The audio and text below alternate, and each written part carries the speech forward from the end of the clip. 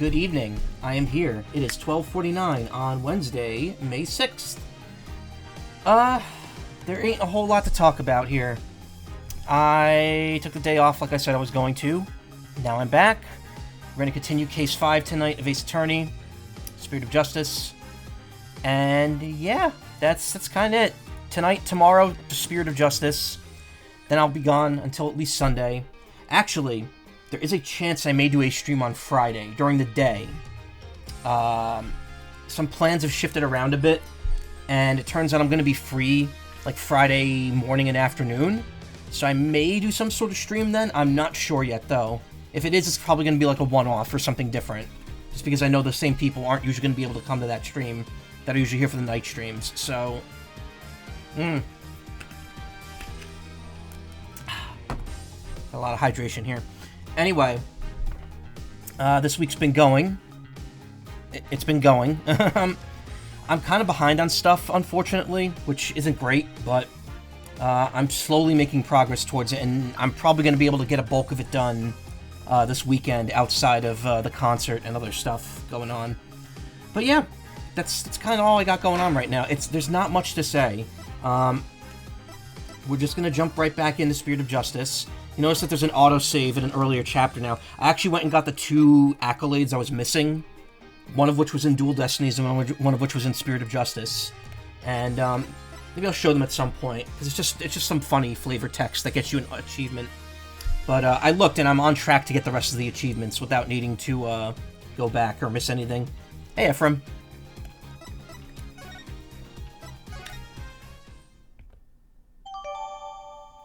So, last time,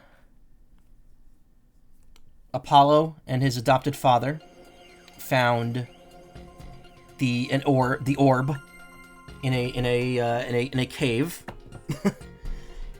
A politician claims that the orb is his, and he's retained Phoenix as his lawyer. So now Apollo has to face off against Phoenix in a civil case, which is quickly turning into a murder case, because now it turns out the doctor may have been murdered by someone, possibly Dots, and we're gonna figure that out. And right now we're cross-examining Sarge, who is testifying via drone. And my thumbnail, like my actual thumb nail on my thumb, is very jagged for some reason. Been occupied, but I'm happy to cap off your birthday with this. Oh, today was your birthday. Happy birthday, Ephraim. May 6th, huh? I didn't know that. Or I might have forgotten. I probably knew and I forgot. Got to talk to your dad today while he's deployed. It went like, hey, so how's the middle of the ocean? I'm sure it's scenic. Yep, very scenic. To your left, water, and to your right, also the water. Let's not forget the beautiful sight of water to your northern. Scenic indeed, father. Oh, May 5th. Whoops. Yeah, sorry, it's after this midnight here. How much of this game did you miss? All of it. I'm in the 5th case already. I think you've been here, what, once or twice? You were here once during Case 2, when you saw Sadmahi. Anyway, I'm supposed to find a contradiction in this testimony, and I really don't remember what it is. There's some memory from her past getting melded in with the current memories.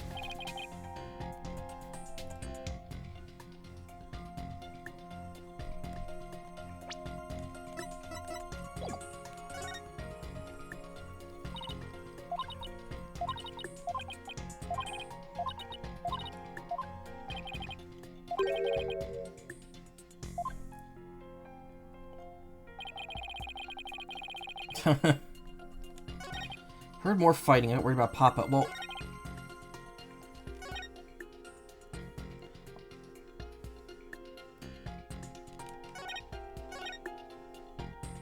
hey, Robo Bunny. Alright, well, immediately, there's something off about this. Why does it look like it's daytime outside? Wait a minute. Objection! Fuck. Thought that would be it. I got caught in this last night. That's why I stopped in the middle of a cross-examination. I was like, it's getting too late. I need to stop before it gets to be like 4:50, and I'm still working on this.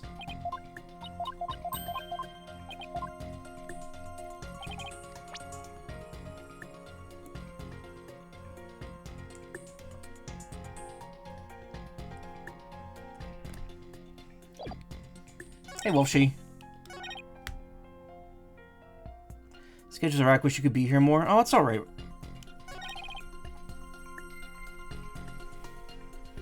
I mean, Karma's been, like, AWOL for, like, a while now.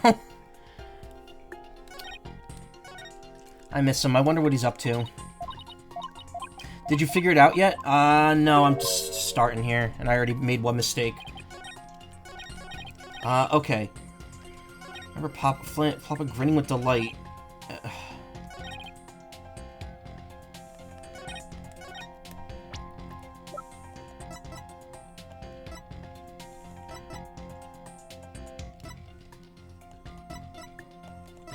Objection! Frig!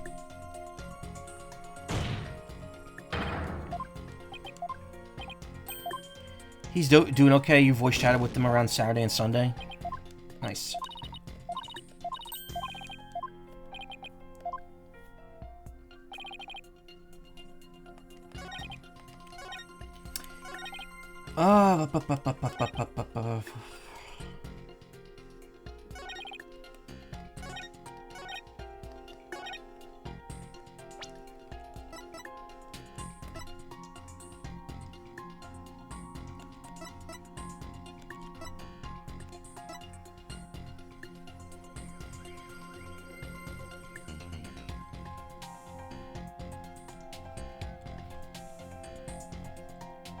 Oh, hey, Sally, how you doing?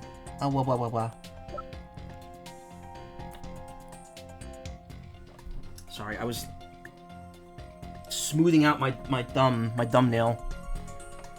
Tight smooth is very large fug. Fug.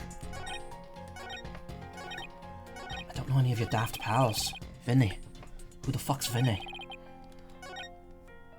Ugh. This one's hurting my brain. I remember a flame lighting up the room and Papa grinning with delight. Vinny.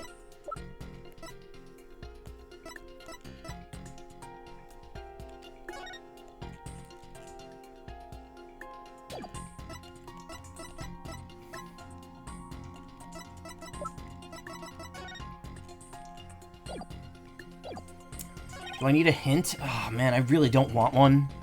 But I may have to take the L on this one.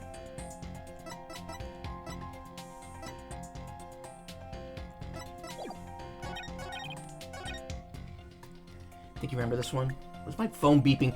I set some people on my Switch friends list to notify me whenever they go online and on the app, and it buzzes my phone every time it happens. Also, for some reason, it's not showing them.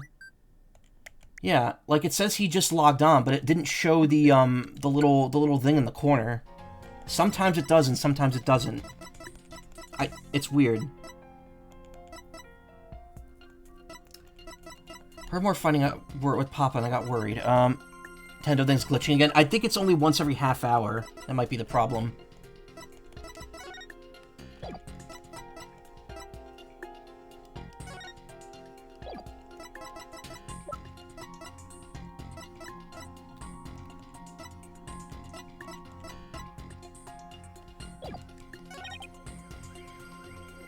Dizzy and passed out. That doesn't sound right. Objection! But it is. Why is this one tripping me up so much?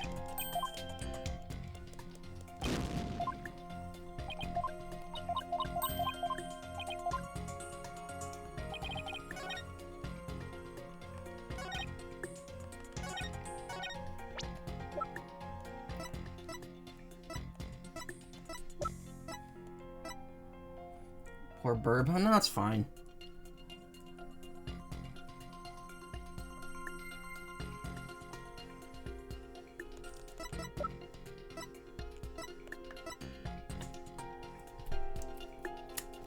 Freaking dumb. Ah.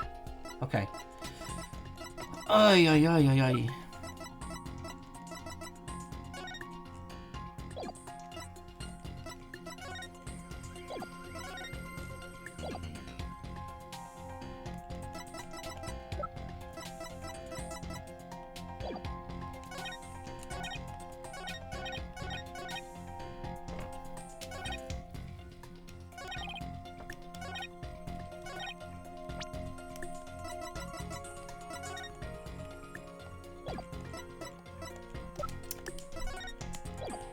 I've said this, I think I brought this up before, but how does a house like this exist in Khura'in Village?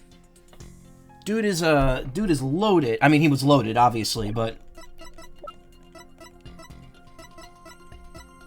Does the game give you a hint if you get low? Usually it lets you pinpoint which statement to press. But this isn't like a regular statement. This is like, still technically a mood matrix. Alright, what statement am I supposed to present evidence on?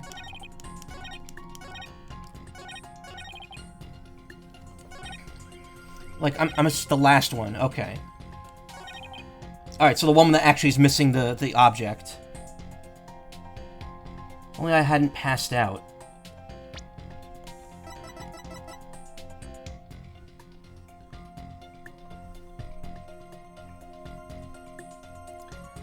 Also, hey Kyle, how you doing?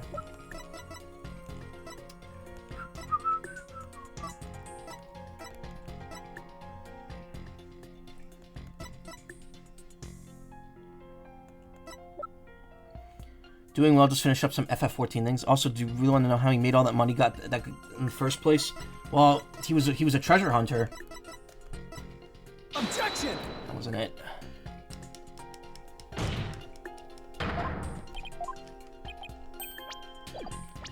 Since I have a save point literally right there, I'll just reload it. We don't need to see the bad ending a third time.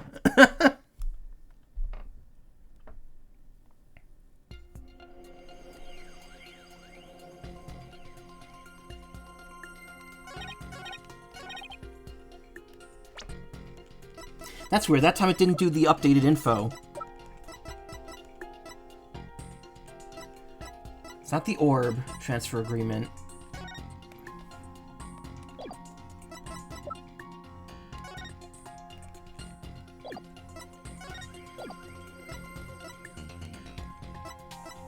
Objection! I thought it would be because he wasn't home. He was hiding the thing.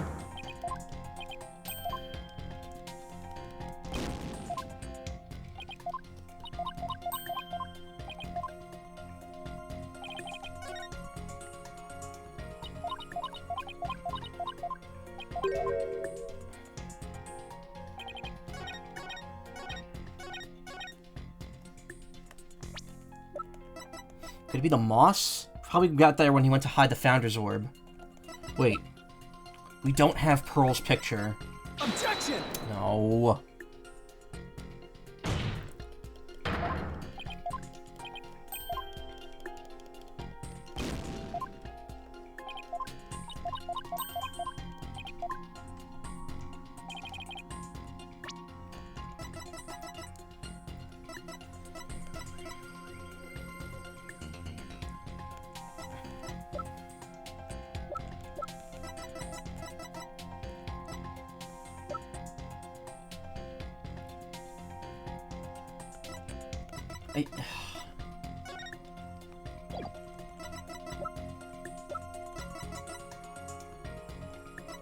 Oh, alright. I think I get it. If he was killed while he was holding the orb, he wouldn't have been getting the blood on the book, right? That's the mindset. Objection! Nope, that wasn't it.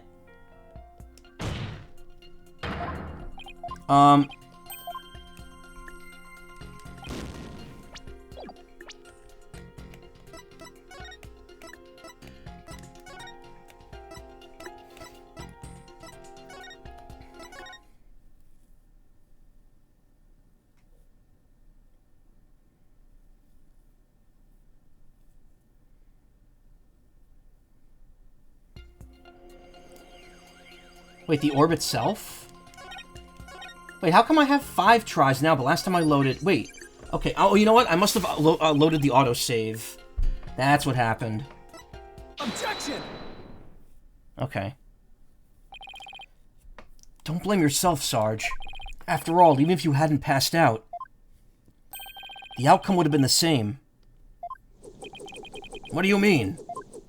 I'm talking about the time of death. Your father wasn't killed right after you left your room. What? Explain yourself at once, Private Justice. I might have to be a little quieter tomorrow night because someone in the house is leaving for a trip very early Thursday morning, even though I don't have work Thursday. I may have to be a little quieter when I'm streaming, because apparently I keep them up, or I wake them up sometimes.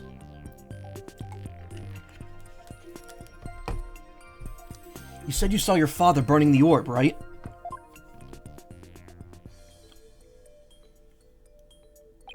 But that night he went out to hide it in a cave. So what you saw, Sarge, was something that happened before your father left to hide the orb. Ah! So you see, you didn't pass out right before he was killed. You passed out right before he left for the cave to hide the orb in the ruins within. So even if I hadn't passed out... That's right, the outcome would have been exactly the same. That's because your father, Dr. Buff, was killed after he returned from the ruins. And therefore, Sarge, there's no need for you to blame yourself. Oh, I see.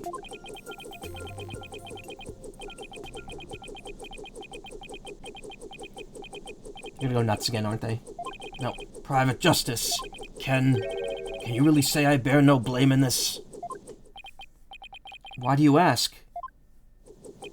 Because the truth is, if I hadn't engaged in my siege defense, Papa would still be alive. Sarge, Papa wished nothing more than for me to lead a happy, healthy life. That's why he quit his job and moved us out, away from the big city. But even then, I didn't have the courage to set foot into the outside world. And in the end, I failed to make Papa's wish come true.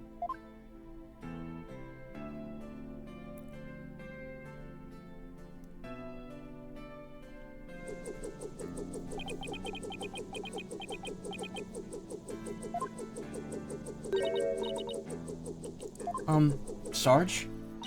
If you want to make your father's wish come true, if that's really what you want, then who's to say it's too late? Why don't you take the first step now? My first step? That's right. You can cast off all your regret. You could stop standing still and start moving forward. You have the power within you. I know from experience. I know what it's like to feel like you do. But only you can decide to take that first step.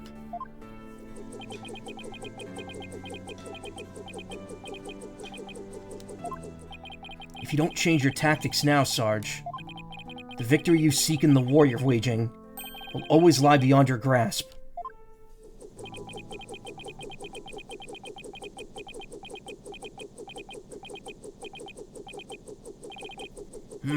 I think I understand now. I've made up my mind. As of this moment, I'll suspend my siege defense indefinitely.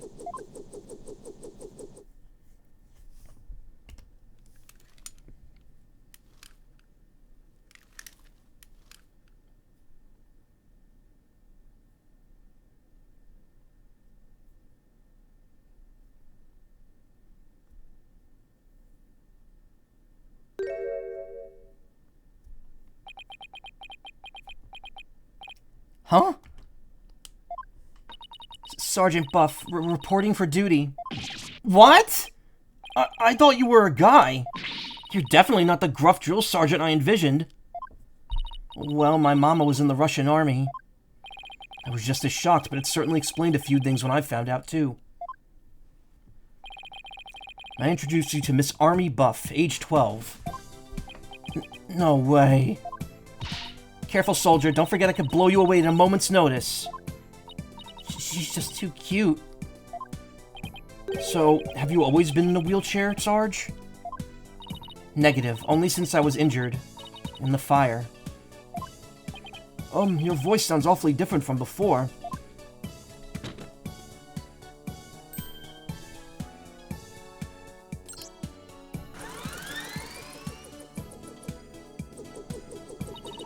My drone features a voice modulation device.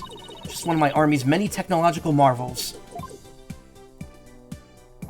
Well, you fooled me. I thought some 20-something military fanatic was at the controls.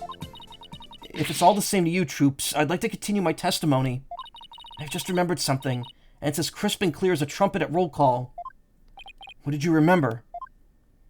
It wasn't my mother who appeared in the burning orb. It was some lady Papa had shown me a picture of a long time ago. He said it was the Holy Mother, the founder of Koreanism. She appeared right there, right in the burning orb. Huh? What did you just say? Uh-oh, this does not bode well for Phoenix.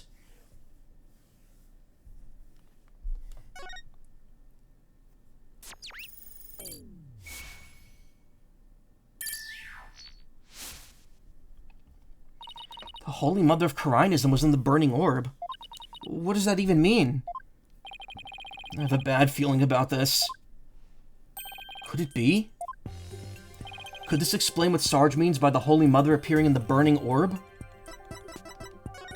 Offer thy prayers as fervent as fire, only then shall the Holy Mother return. Take that! Dr. Buff's research notes. What do they have to do with this? Look at this. The burning orb, the appearance of the founder. This part points to both. Wait, really? Take that! Didn't make me point that one out? There's a legend about the orb involving a mysterious riddle, and this song, in turn, is said to contain the key to solving it. I cannot believe someone did not solve it in all these years. If the legend is true, then I believe the answer lies in this part of the song. Offer thy prayers as fervent as fire, only then shall the Holy Mother return.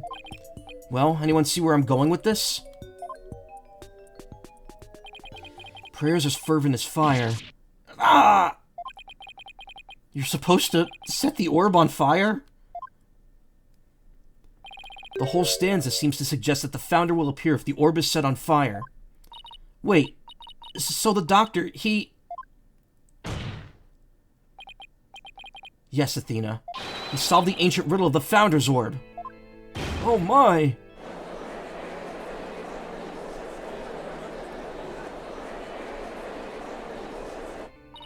Papa was a great archaeologist. So I believe in him, and I want to believe he achieved his long-time dream of solving that riddle before he died. Well, we won't know for sure until we try it for ourselves. Yes, do it, Private Justice, please. I want to see what Papa was searching for with my own eyes. Objection! The plaintiff must object to this. Objection! The plaintiff will stand down and be quiet. Objection!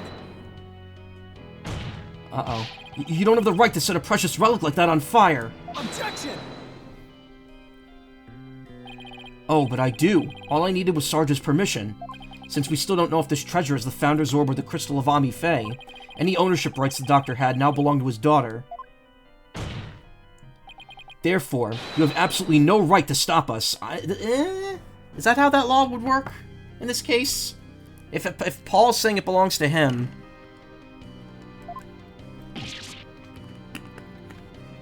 Ugh. Phoenix seems awfully desperate.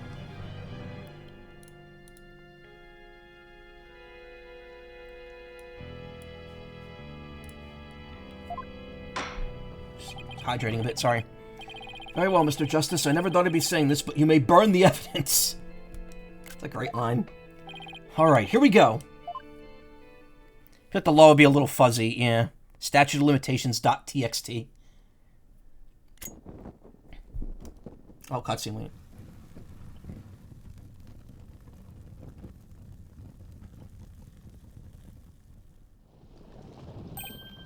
Look! Apollo, the inside of the orb, it's melting!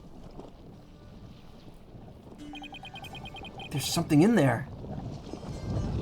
So where's all that wax going? Ah! Dirk, isn't she... Her garb leaves no room for doubt. It's the Founder herself. Face and all. I don't understand. The greatest of taboos in Koreanism is the depiction of the Founder's face. Yet here it is, hidden within this orb. Heating the Founder's orb revealed the statue within. Good lawyer would agree it's a necessary part of the arbitration. What kind of shape memory alloy is that into the base? Yeah, it drains into the base, but it also means that Dr. Buff, if Dr. Buff figured that out, he then burnt it in reverse to get the wax to go back in. Like, he was like, okay, I solved it, now for someone else to solve it. Like, you'd think you would have just left it. Sorry, Mr. Wright, but as you could see, the issue is crystal clear. This figure is the Holy Mother, founder of Kharinism. And based on that, this must be none other than the Founder's Orb. Objection!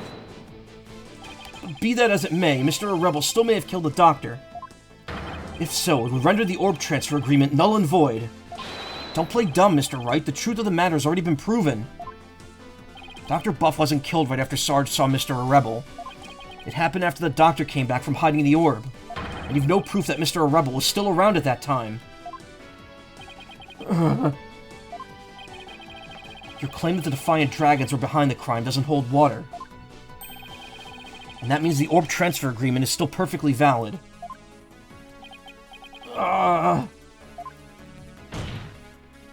Admit it, Mr. Wright. I just burned your whole case to the ground. Burned to the ground! Oh. No! That wasn't the right voice. No! Phoenix dies. I won? I actually won. Mr. Wright, would you care to respond? Respond? I didn't think so. Wait, did we just win? Did we actually beat the Turnabout Terror? You're amazing, Apollo. Don't just stand there, Wright. Do something! Phoenix is not alright. Well, I don't think there's any digging out of this hole. Mr. Attition Wimperson, I think it's time for your concession speech. I've proven beyond a shadow of a doubt that this is the Founder's Orb. The facts don't lie, but you obviously do. How's that for a campaign slogan? Why, you contemptuous peasant! I think this is a good time to wrap up this trial. If both parties have no further objections, I will render my verdict. No objections here, Your Honor. No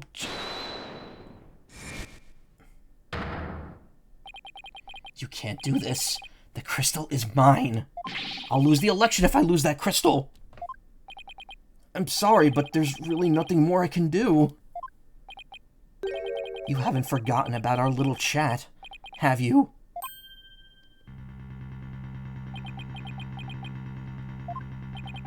What's going on here? Objection! Your Honor, I object to the defense's last claim. What? I don't believe they have truly proven that the relic is indeed the Founder's Orb. Objection! Mr. Wright, I don't even think you could bluff your way out of this one. What possible argument could you have to claim that this isn't the Founder's Orb? About that.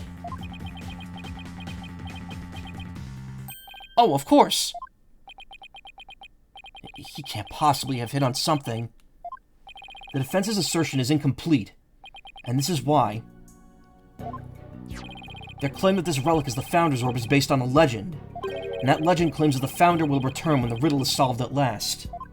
Right, and that's what happened. The Founder was revealed for all to see. But Mr. Justice, what about the rest of the legend? Huh? According to the legend, once the Founder returned, she would bestow spiritual power onto the person who solved the riddle. You're kidding, right? Well, Mr. Justice, do you feel great spiritual power coursing through your veins? No. See, you would think in this case Apollo would notice that Phoenix is acting weird, and that his bracelet would be like going, like buzzing like a fucking, like that guy in the chess match where he had like the vibrating butt plug, and he was cheating because someone was sending him signals into his ass. I feel like that's exactly what Apollo would feel in this situation.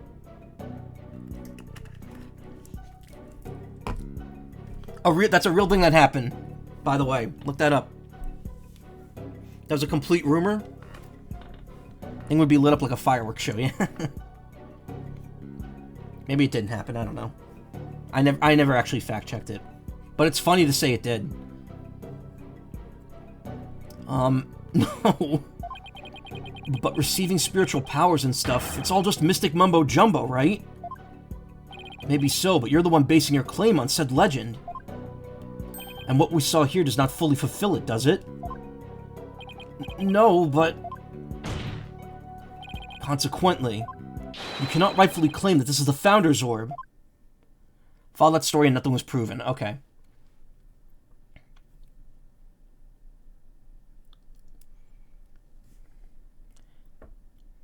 They never found the smoking love ends controller on the scene. What's gotten into him? Why is Mr. Wright doing this? It would appear that Mr. Wright has lost a few of his marbles. That couldn't be further from the truth, Your Honor. In any case, I believe this is a good time for a recess. Both sides will have 20 minutes to prepare. I ask that all arguments be ready by then. Oh, and Mr. Wright, you do well to wash up and find your missing marbles by then, too. Why would the judge want to do a recess? There's literally nothing left for him to argue. He's proven that he's got nothing. May 7th, District Court, Defendant Lobby number 3. Mr. Wright is sure acting funny. I mean, he's famous for going out on a limb, but that last assertion was just plain crazy. It's either a bluff or a Hail Mary. Either way, it doesn't make much sense. Maybe there's something we're missing here. Although he seemed perfectly normal when we spoke earlier. Apollo, I have a bad feeling about this. I'm going to go check up on him. What's going on with you, Mr. Wright? Hey, Private Justice. Oh, Sarge. I forgot to mention something. On the night of Papa's murder, a strange thing happened. Oh, but why are you only telling me about it now? Well, I didn't say anything before because I thought Papa's death was an accident. But now that we know otherwise, I figured it might be important. There's still more to this case? When I left my room and lost consciousness, I passed out right here. That's right above the coffee bar. But when I came to, someone was pushing my wheelchair. What? I was so scared I beat a hasty retreat, as fast as my wheels could take me. Do you know who it was? No, it was pitch black. Plus, I fled to my room so fast I didn't even have a chance to turn on the lights. Maybe it was your father. No, he would have said something to me. Besides, I'd have known if it was him. So then it could have been... your father's real killer? My thoughts exactly. But you didn't report this to the police? It didn't even occur to me. It's okay, you were obviously still upset, so don't beat yourself up over it. Apollo, this could be really important information. I think the act of pushing Sarge's wheelchair could be part of some bigger scheme. It's hard to see why else the killer would have done such a thing. Guess I should take her statement down as evidence. She fled the room when she realized someone had moved her while she'd been unconscious on the second floor. Oh, welcome back, Athena. After witnessing the doctor burning the church when she came to, someone was pushing her wheelchair. Frightened, she quickly fled to her room.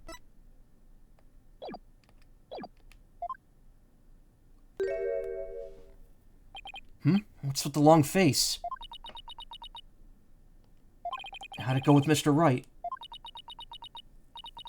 What should I... Athena? Oops, sorry, zoned out there for a sec. The recess is almost over, so let's go. What was that all about? If she knows something about what's bothering Phoenix, why would she not tell Apollo immediately? May 17th, District Court, courtroom number 6.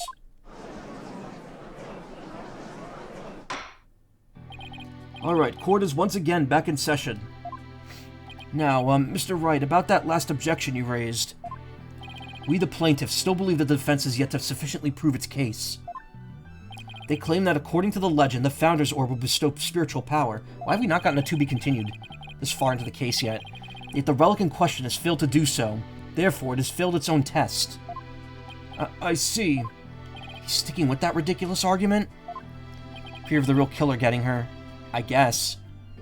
Furthermore, even if it is the Founder's Orb, it can't be awarded to the Defiant Dragons. After all, they were the ones who killed Dr. Buff. Objection! What are you talking about? That was already proven to be false. There are no grounds for asserting that the Defiant Dragons murdered the Doctor. Oh, but I'm afraid there are, Mr. Justice. Your Honor, I would like to present new testimony to this court. Testimony that will show that Dot's a rebel did in fact kill Dr. Buff. Dot's a buff. Very well, you may call your witness. What? Guess Mr. Wright found another new angle. What new testimony could this be this late in the game?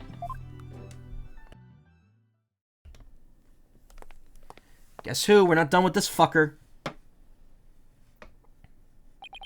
Fellow citizens, it is I, politician, the once and future representative of the people. Geez, not him again. My client divulged new information to me during the recess. He remembered something he saw, you see. Something crucial to this case. How very convenient.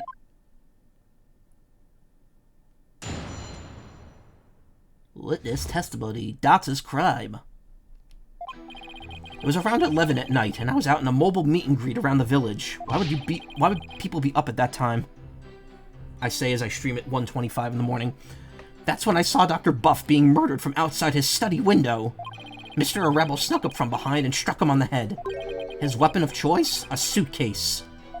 A big, strong man like him could easily swing a heavy suitcase into someone's head. Huh.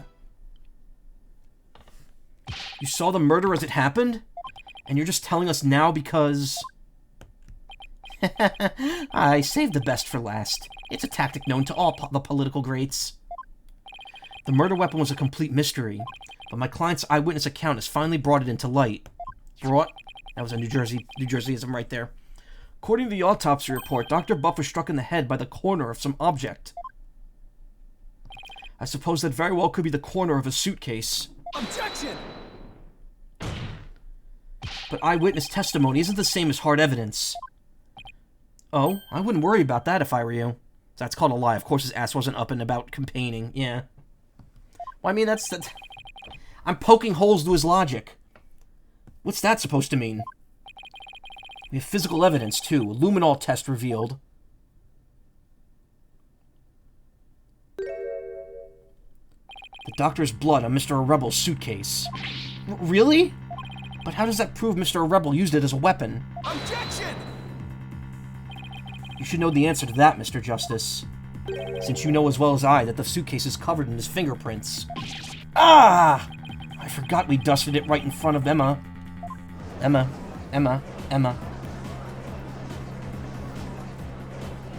Selly, you are so popular on my island right now. Like, everyone wants to be friends with you. I mean, not that that's... You know, not that that isn't already how the game generally plays, but... Like, people keep asking to go see you. They're like, you, Island Leader... It still calls me Coachman. I want to change that. Because Pleasure Island doesn't work when they don't say Island after it. No one's going to understand what it means. Turnabout terror strikes again. This is quite convincing testimony and evidence. Nevertheless, you may proceed with your cross-examination, Mr. Justice.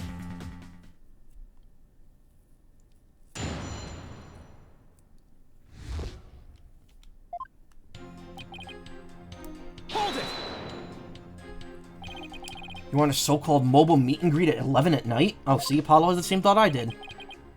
Good, I deserve it. All the cute ones should fall in love with you, too. Does that include me?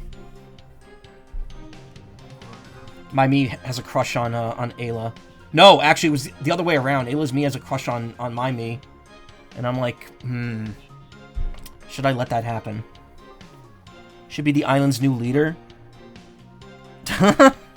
You just commandeer my island and decree everyone should be pregnant, regardless of gender? That's right, it's the perfect time because everyone's at home. Where did my voice go there? You should have seen how the villagers' eyes teared up when they heard what I had to say. With tears of frustration, no doubt. Oop, I just had a commission finished. You weren't riding around your Palanquin? Painquin? That series by, oh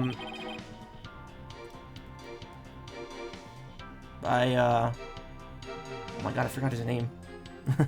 After a few evictions, yes.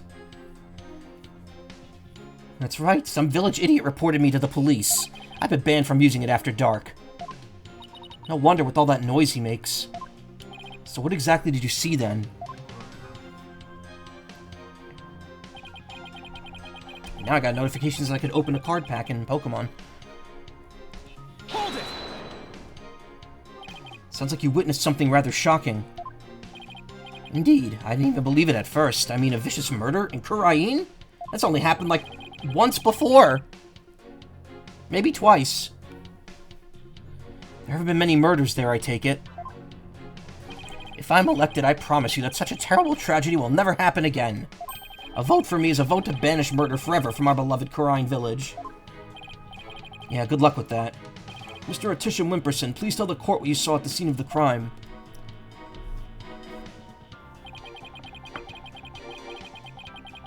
Hold it! He snuck up from behind. So you're saying the doctor never even realized Mr. Rebel was there, even though he's carrying that huge fucking suitcase? That's right, he was utterly absorbed in a book. I see. What did you see Mr. Rebel do next? He climbed up on the bookshelf ladder and dumped a bunch of books down on the body. I believe he was trying to make it look like an accident. But that idiot didn't realize I could see everything from outside the window. One of those statements doesn't feel right.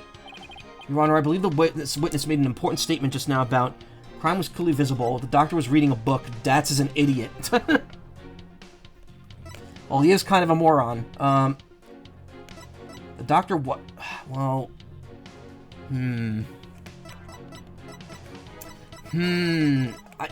I know what these two are contradicting here. Because the book has coffee on it, and the coffee bar is right there. And that would not be in front of the window. So, the doctor was reading the book. The crime must have been... He must have been... Okay, the crime was clearly visible, because he was reading a book. If the crime was visible through the window, that's earth-shattering testimony. Testimony. Is it? Because to my ears, it sounds like a rather obvious fact. Oh, sorry, I'm good then. Wait, what? Very well, will this witness please continue with this testimony? Fuck! Hold it! Hey.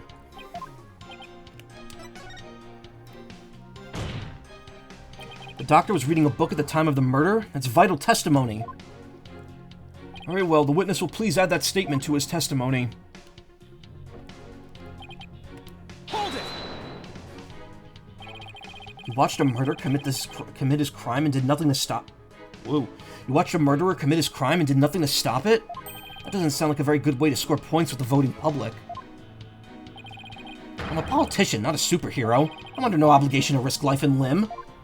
He sure is quick to deny his obligations when there's nothing in it for him. I'm getting tired of listening to his endless campaigning and flimsy rationalizations. About your testimony, Mr. Atisha Wimperson. You said Mr. Rebel struck the doctor from behind while he was absorbed in a book. Yes, that's exactly what happened. Hold it! Are you sure? Positive. I saw it with my own 2 eyes. Yet despite your certainty, you kept quiet about it until now? No, I was waiting. I knew there would be a perfect chance to talk about it later. Information must always be disclosed in a strategic manner. That is one of the lessons of kingcraft as taught by the Atishan clan. Is there a lesson, by chance, in the Atishan Kingcraft guidebook on being honest? Anyway, I saw Mr. Rebel commit the heinous crime.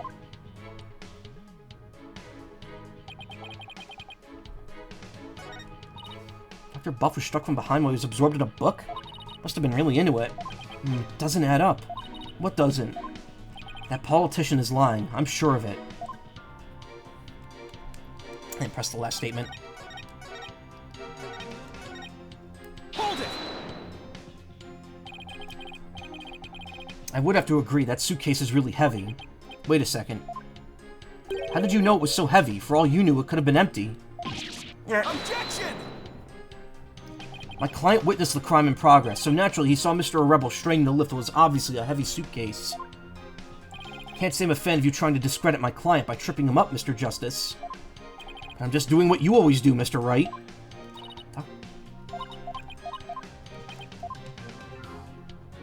I mean, to be fair, that kind of suitcase, even if it was completely empty, that thing would still weigh about, like, 10 pounds, maybe like 5 to 10 pounds. The suitcase maybe not, actually. Never mind. Actually, no, it's got a plastic end, outer shell, so it may, I don't know.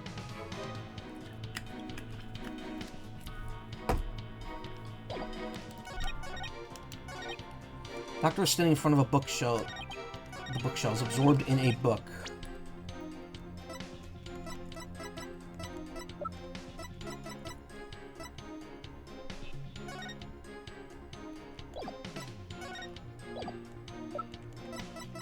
Objection!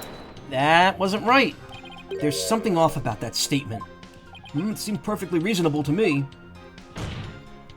No, something's definitely not right if you listen really carefully. A gambler once sang, you've got to know when to hold 'em, know when to fold 'em. Oh, I love this one. Know when to walk away, know when to run.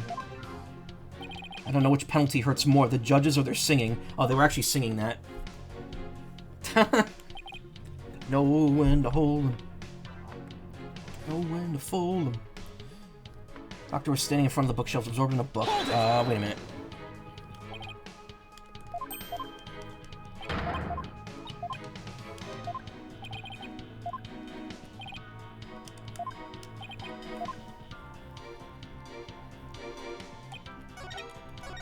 Hold it! Maybe there's another statement I could get out of here.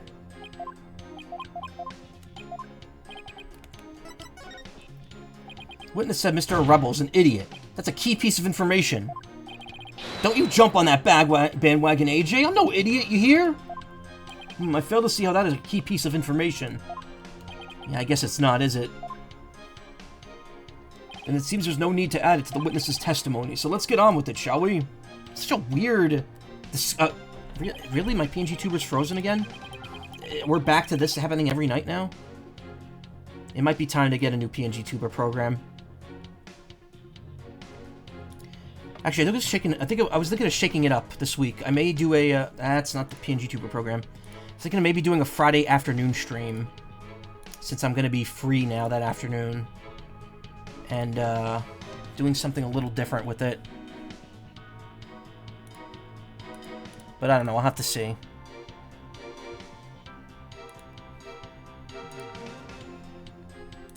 I'm gonna load. Hold it! Why did I press that again?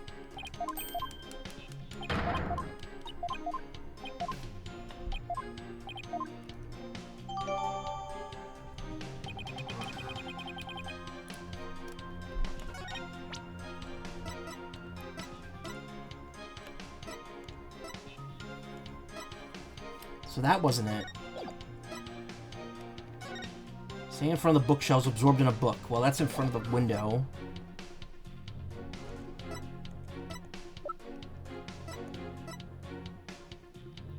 Oh! Doctor's poor eyesight meant he couldn't read anything without these. They were found in his desk. So why would he be absorbed in a book if he couldn't read? Objection! Bam. Got it. No hints. The doctor was standing in front of the bookshelves, absorbed in a book, you say? I'm sorry, but it seems your testimony is completely unreliable. That's quite a bold statement. Well, let's hear you back it up. I challenge you to prove that I'm anything but 100% reliable. It would be my pleasure. Lately, it seems the doctor's eyes had gotten so bad he needed reading glasses. However, his reading glasses were over on his desk. So you see, there's no way he could have been reading in front of the bookshelves. I'm sorry, Mr. Attition Wimperson, but I'm going to have to ask you to explain this discrepancy to the voting public. You what? I'll explain it, you lowly cur. I simply made a mistake, you see? Doctor was actually sitting at his desk when Mr. Rebel hit him over the head. Then the doctor would have been facing him. Surely he would have seen him and tried to run. Dr. Buff was nodding off. I could tell because his eyes were closed and he wasn't moving. Sounds more like what you would do. Then how do you explain the fact that he was struck in the back of the head? Isn't that something that should be impossible from the front of the desk? Oh, about that. He bowed his head when he nodded off. That's when he was clobbered. So that's what you saw.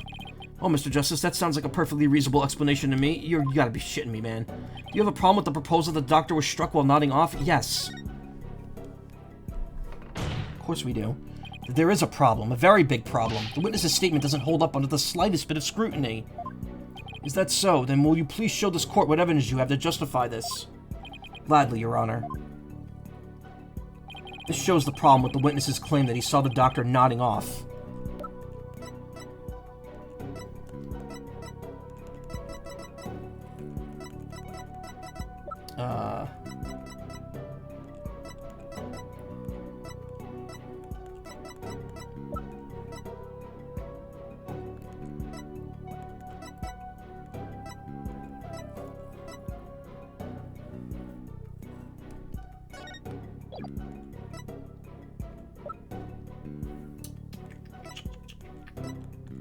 Shit, I actually don't know what to do to back this up. Is it the Founder's Orb because he was heating it? No, it was after he hit it, so...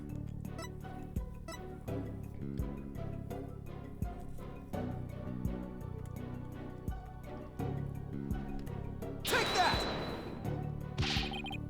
Fuck. This shows the glaring problem with the witness's statement. Why is this case so hard? See, the witness has already passed out from the overwhelming power of my evidence. No, Mr. Justice, your lackadaisical attempt to refute him put my client to sleep. That's all. I feel a yawn coming on myself. Perhaps giving you this penalty will wake me up. Surely there are better ways to stay awake, Your Honor. Paul, think about the relative positions of the witness and the doctor again. Right, that's where we'll find the contradiction. Now then, Mr. Justice, see that you avoid these snooze-inducing answers in the future. Take that! A diagram of the study. Thank you for giving me the hint, Athena, after I fucked it up. Mr. Attition Wimperson allegedly viewed the murder from here. The doctor was allegedly nodding off here. But from his vantage point, the bookcase would have blocked the witness's line of sight. Well, yes, I believe you're right. But... Ah! Objection! The fact remains, my client knew that the suitcase was the murder weapon. So he definitely has first-hand knowledge of the crime scene. I'm afraid I have to agree with you there, Mr. Wright. But then we have to ask ourselves, from what vantage point did he see the murder? What are you insinuating, Mr. Justice? From the vantage point... Whoa. From what vantage point could Mr. Attition Wimperson have seen the dozing doctor? Once we determine that, I believe we'll finally see the truth behind this incident. The witness saw the murder from right here. What had to be over here, inside the building. Take that! You've got to be kidding! But that's... It is indeed, but everything only makes sense if the witness was there in the study. Inside the study? But that's the scene of the crime. I know.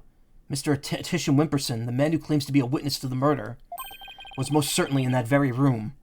Apollo, are you suggesting... Mr. Attition Wimperson, weren't you the one who actually swung that suitcase? Objection! What you're proposing is ludicrous. My client is a small, thin man, whereas Mr. Rebel has the musculature to pull it off. He has a point. I gave up trying to lift that thing after one go. That's right. He's the only one who could have lifted such a heavy object.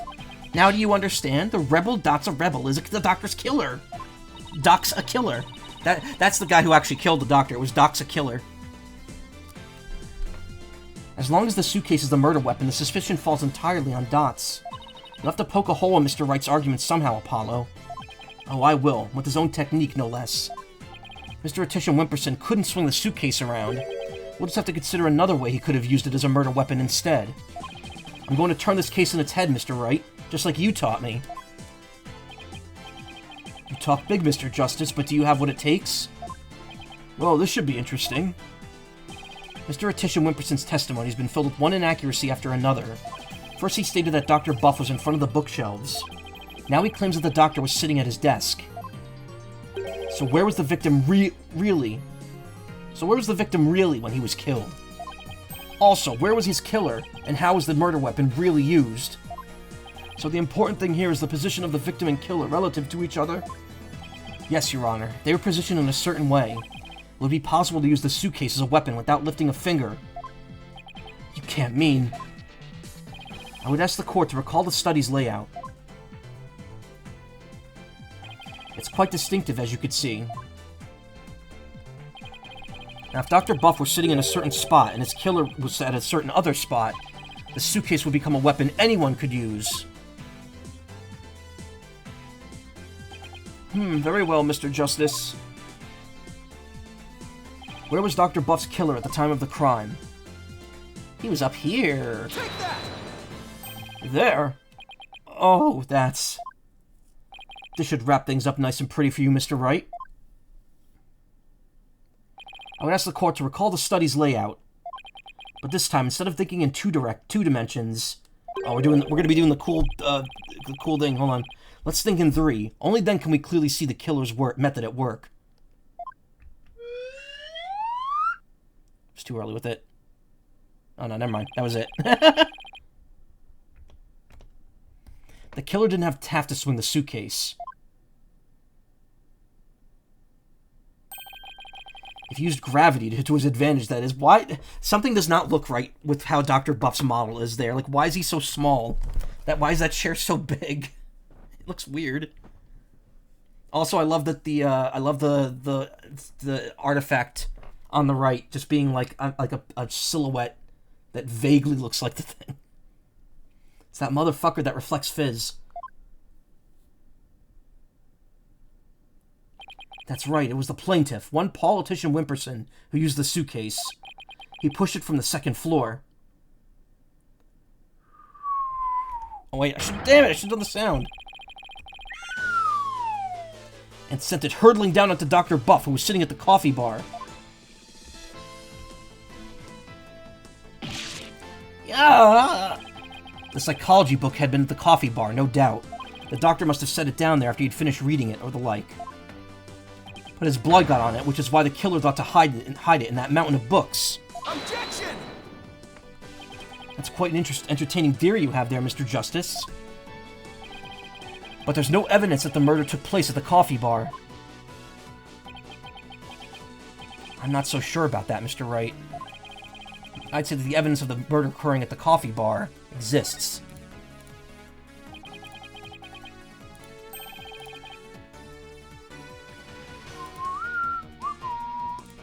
The evidence does exist, and I'm going to show you. You are? This right here is proof that the murder took place at the coffee bar. The coffee stain. Take that! The brown stain was determined to be coffee. What's more, it was still a bit damp when we saw it yesterday morning. One look at this book speaks volumes, I'm afraid, Mr. Wright. It tells us the doctor was having a cup of coffee at the coffee bar. That's when the suitcase came hurtling down, striking him on the head. Causing both his blood and his coffee to spatter onto it. Ooh, correct use of spatter there. Well, Mr. Attition Wimperson?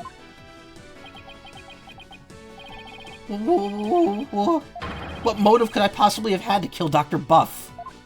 And there it is, that final excuse cornered killers are so fond of. Well, the doctor never returned your crystal to you, did he? Instead, he hid it in the cave ruins. He's the cousin of Cave Johnson. Telling him that the Defiant Dragons were a dangerous bunch was a huge blunder. All it did was make him hide the orb. Your lie came back to bite you in the end. Even worse, the doctor saw the news report, so he knew the relic was the Founder's orb. Being the conscientious researcher he was, he knew he had to return it to its rightful place.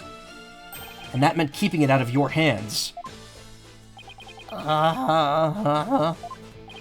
You were so angry that he refused to return the relic to you. That you killed him with your own hands. Isn't that right, Mr. Attition Wimperson?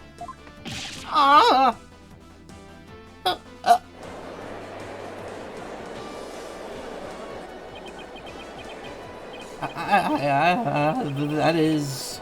Hold it! Apollo, please don't accuse my client of murder. Huh? What do you mean, don't accuse him? Why would you even say that, Mr. Wright? What I meant was, he's a promising politician with a bright future ahead of him. It's in our nation's best interest to avoid burdening him with the taint of a scandal. Say what?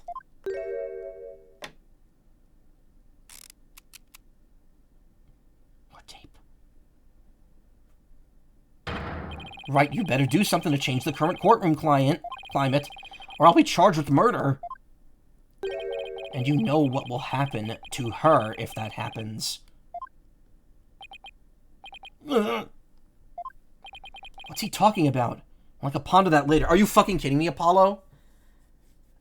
Dude, why would you... First off, everyone in the court just heard him say... Paul say that, so... Why wouldn't me immediately be like, what the fuck? You gotta elaborate on that, buddy. Mr. Wright, you can't possibly believe that Mr. Rebel's the killer. Are you really going to send an innocent man to prison? I thought you were better than that.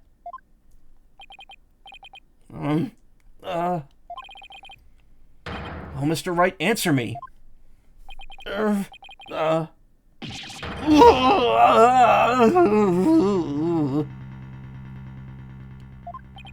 Mr. Wright? What in the world is going on here? If you won't say anything, then... Mr. Attention Wimperson, the defense hereby accuses you of... Apollo, wait! Not you too, Athena. It's just, I wasn't sure whether I should say anything, but...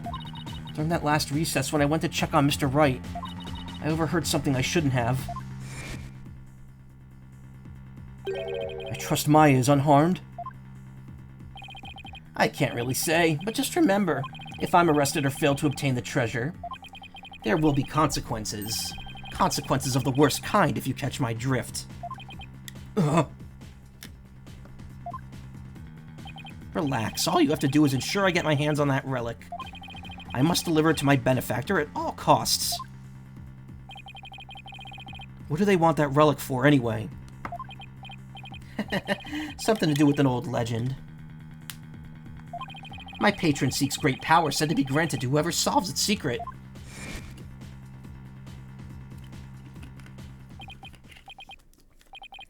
Maya? As in Maya Fey? Yes, the boss's legendary former assistant. Miss Fey's being held hostage. So it seems. Why didn't you tell me as soon as you heard this? Sorry, it's just Mr. Wright spotted me before I could slip away. And made me promise not to tell you. He said it would make things more difficult if you found out. Oh, as if things weren't already hard enough. So that's why Mr. Wright was acting so strange. Phoenix, I think when's the only other time he went into that pose? When he thought Maya was gonna get killed at the end of the second game, and then also when he lost his attorney's badge. I had no idea. This must have been excruciating for him. Think, Justice. There's got to be something you could do. Mr. Justice, about that last statement of yours, now that we've stopped talking, it's time for me to chime in. Maya Fey, age 28, Mr. Wright's former assistant. She's currently in training in Kurain. I'm told she could channel the dead. I believe you were in the middle of accusing the plaintiff of murdering Dr. Buff. Would you care to continue? I'm sorry, Apollo. I'm really, really sorry. What's gotten into you two? If I accuse that slime bag, I put Miss Fey's life in jeopardy. Seems you finally caught on. I'm far too important to be accused of murder. After all, our nation's future rests squarely on my shoulders. Either I give up or... Oh, his name is on both sides, okay. Because he flipped it around there. Once I present the crystal to my patron, my victory is assured. Then one day I'll become president, and then king! I'll have every politician at my command. I retract your accusation. Can't kowtow to him, but the defense would like to retract its...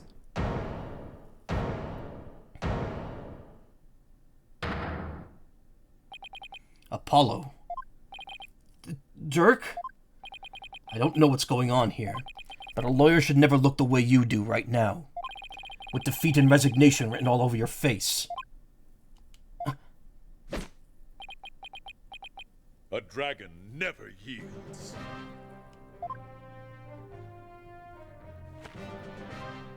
Even when wounded, a dragon bites down hard and never lets go till its dying breath.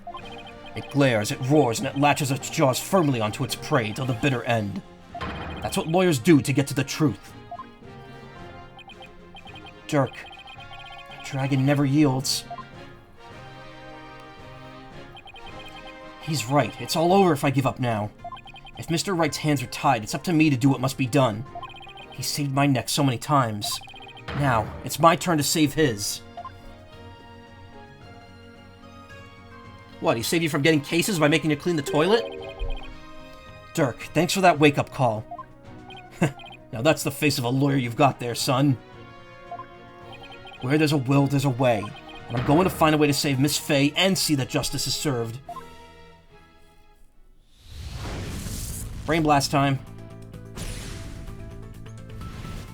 That scumbag is holding Miss Fey hostage to ensure he gets the orb for his patron. And it seems said patron believes in the orb's legend. Thing is, the founder did appear when the orb was exposed to fire, just as the legend said. If the legend is true, then we've already solved the riddle, right? No, not yet.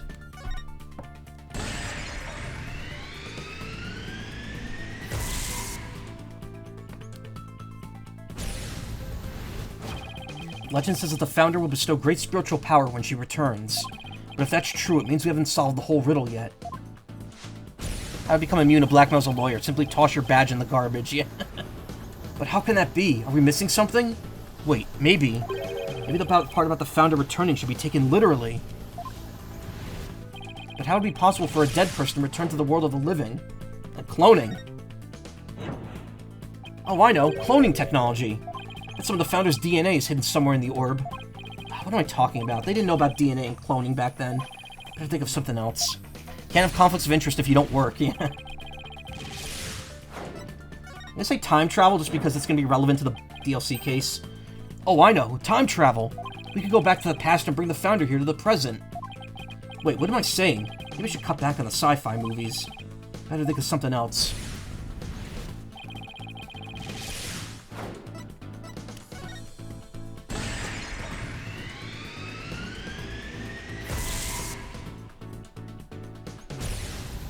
Oh, I know. There is a way for the dead to return. Spirit channeling.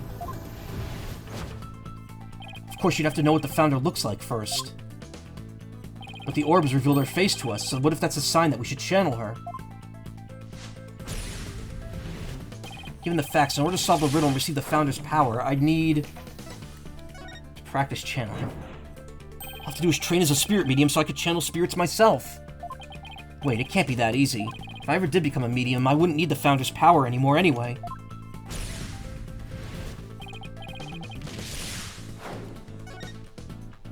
Spirit medium.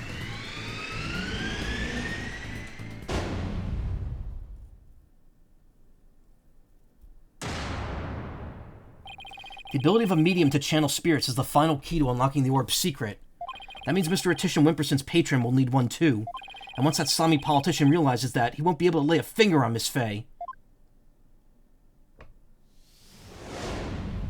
I mean, he could severely maim her. As long as she's able to do the hand signals. Everything's going to be okay, Mr. Wright. Because Mr. Politician Wimperson can't afford to harm a hair on Miss Fey's head. Huh? Mr. Attition Wimperson. Seems you've chosen the wrong person to take hostage. What do you mean? Your patron seeks to solve the orb's riddle, and thereby receive great spiritual power. However, only Maya Fey can truly give them what they really want. She can? What do you mean, only Maya Fey? Think about what the return of the founder really means. We should have considered it more literally.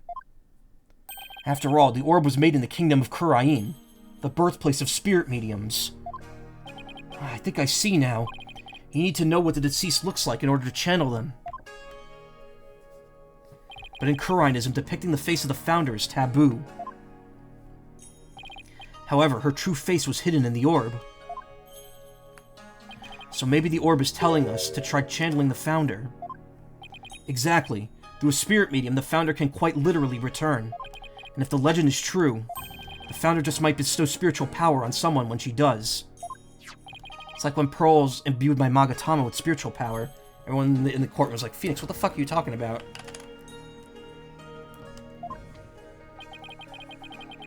If a human could be imbued with such power in a similar manner, it is said the founder possesses immense spiritual power. Such a great feat would not necessarily be beyond her. Wait a second, then the legend is true? Do you understand now, Mr. Atisha Wimperson? You're holding hostage the final key to you are holding hostage the final key to unlocking the orb's secret. And if anything were to happen to her, the riddle will remain unsolved forever.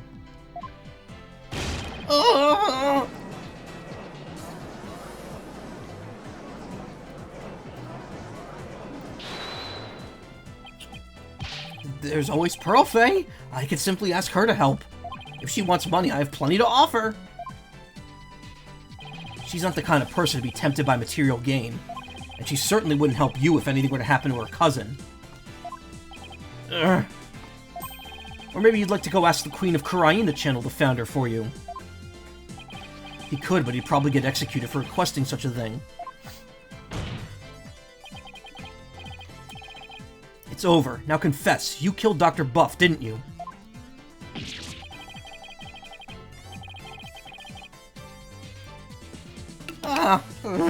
It wasn't supposed to end this way.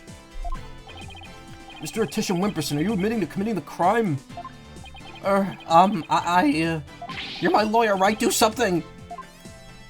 It's true that I'm your lawyer, and as such, it's my job to defend you. However, defending my client isn't the only duty a lawyer has. There's something else that's equally as important. And that's finding the truth. What? Mr. Atisha Wimperson, you have sought to twist the truth in the dirtiest of ways. I was complicit in your hostage-taking, but in a way, I was being held hostage too. Even so, there's still hope for me to make things right. And I owe it all to you, Apollo. Mr. Wright, I can't allow a murderer to walk away scot-free. Therefore, Mr. Atisha Wimperson, I must resign as your attorney. No, no, no, no, no! Does this mean I'm under arrest? No!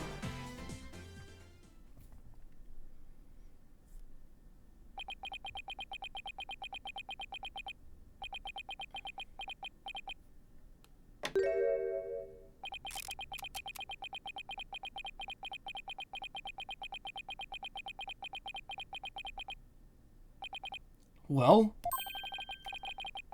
I have nothing to confess. What? I've said I have nothing to confess. I don't, and I won't, especially not to a plebeian like you. Plebeian, excuse me. This guy doesn't know when to give up. Besides, there's no truth to these allegations. I mean, look at the suitcase. You won't find a single print of mine on it. All that means is you wiped them off, taking care to leave only Mr. Rebels. As many a great politician has said before me, no comment. In that case, try switching things up, Apollo. Look at the situation from a different angle. Is there really nothing that points to the suitcase being dropped up from above? Evidence that points to the suitcase being dropped from the second floor. If the killer pushed the suitcase from the second floor hallway over the coffee bar,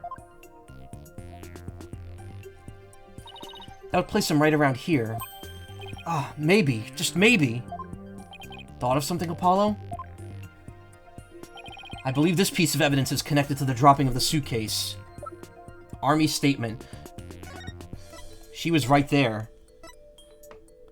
When she came to, someone was pushing her wheelchair. Frightened, she quickly fled to her room. So that means that if there were prints of Mr. Atishan's on her wheelchair, they weren't wiped off. And he was apparently not wearing gloves when he did this, so... Take that! That appears to be a statement, but how is it related to this case? On the night of the murder, Your Honor, Miss Army Buff physically left her room. That's when she saw the doctor burning the orb and subsequently passed out. Right above the coffee bar. But with her there in that wheelchair, the killer wouldn't have been able to drop the suitcase down into the doctor. Good point. However, according to Sarge, she woke up just as someone was trying to move her in her wheelchair.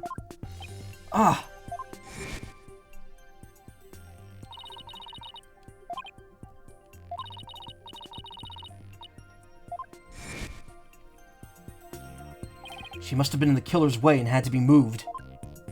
Isn't that right, Mr. Atisha Wimperson? And if the killer had pushed the wheelchair with his bare hands, may have yet to find the conclusive evidence we need. Exactly. Fortunately for us, that evidence slipped right through the killer's fingers. If only he'd been able to hold on to it just a little tighter. But now, he's neither able to discard nor alter it. Honestly, that piece of evidence wasn't even supposed to be here in this courtroom today. And yet, looks like sometimes things do get better. But this isn't supposed to happen. No? Well, too bad. Because the evidence that sped away from you that night has come back to haunt you. Right here at this very trial.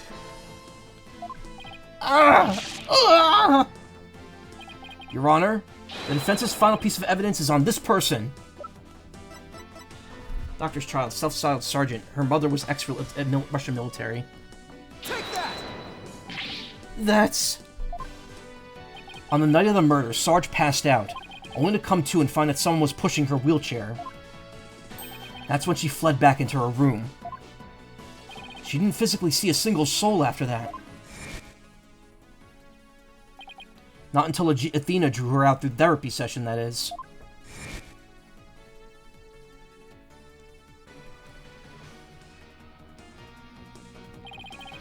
While the killer was able to wipe the prints on the suitcase off, the same can't be said for the prints that got away.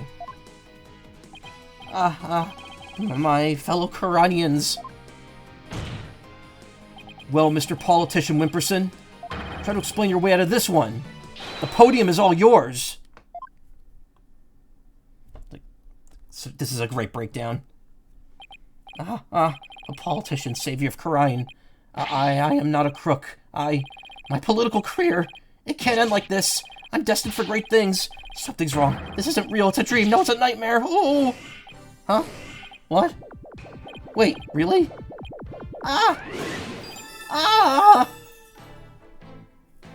Whoa, no way!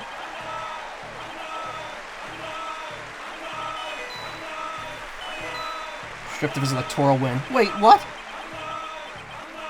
No. Please. Wait. Don't go. No. No, please. Whoa. Grandpa!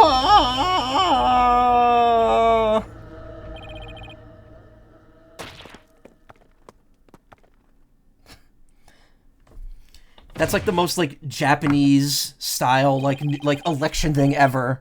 Having like the graphic on the screen, the news report kind of like blinking in instead of like interrupting the footage. I mean that's kind of the point, since the whole village of Khurain is supposed to be Japanese immigrants. Mr. Atisha Wimperson, are you all right? Bailiff, get him to the first aid station on the double. Wow, did not think we were going to get through the rest of that case in less than 90 minutes. Well, this was yet another unexpected turn of events. In light of everything that's been revealed, it seems the relic is indeed the Founder's Orb. And it seems Mr. Politician Wimperson can be considered a suspect in Dr. Buff's murder. Apollo, I want to thank you for everything. Thanks to you, I didn't have to keep bending the truth. I don't know what I would have done without you. Don't mention it. You were amazing today, Apollo.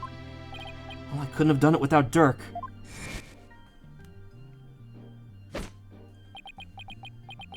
A dragon never yields.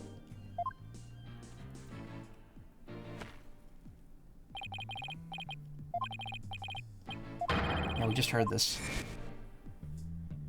A dragon never yields. Every lawyer should take that to heart.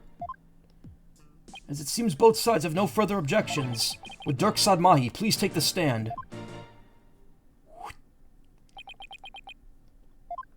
This court awards the orb to the Defiant Dragons per the stated transfer agreement. That's it.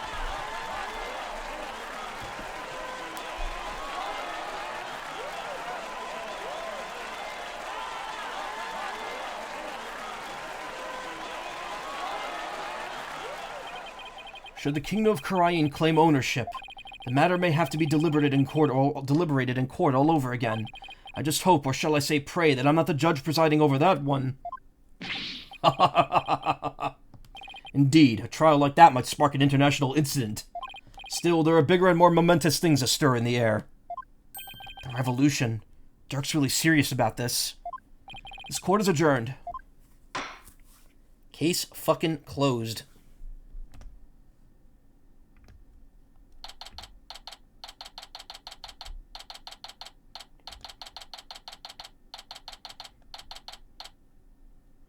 I was looking for, like, a good, like, victory theme.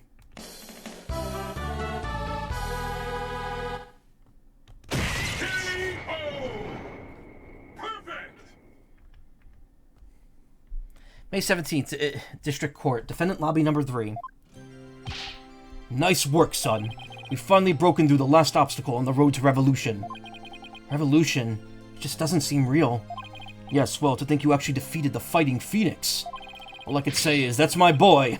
Well, Mr. Wright did have his hands tied.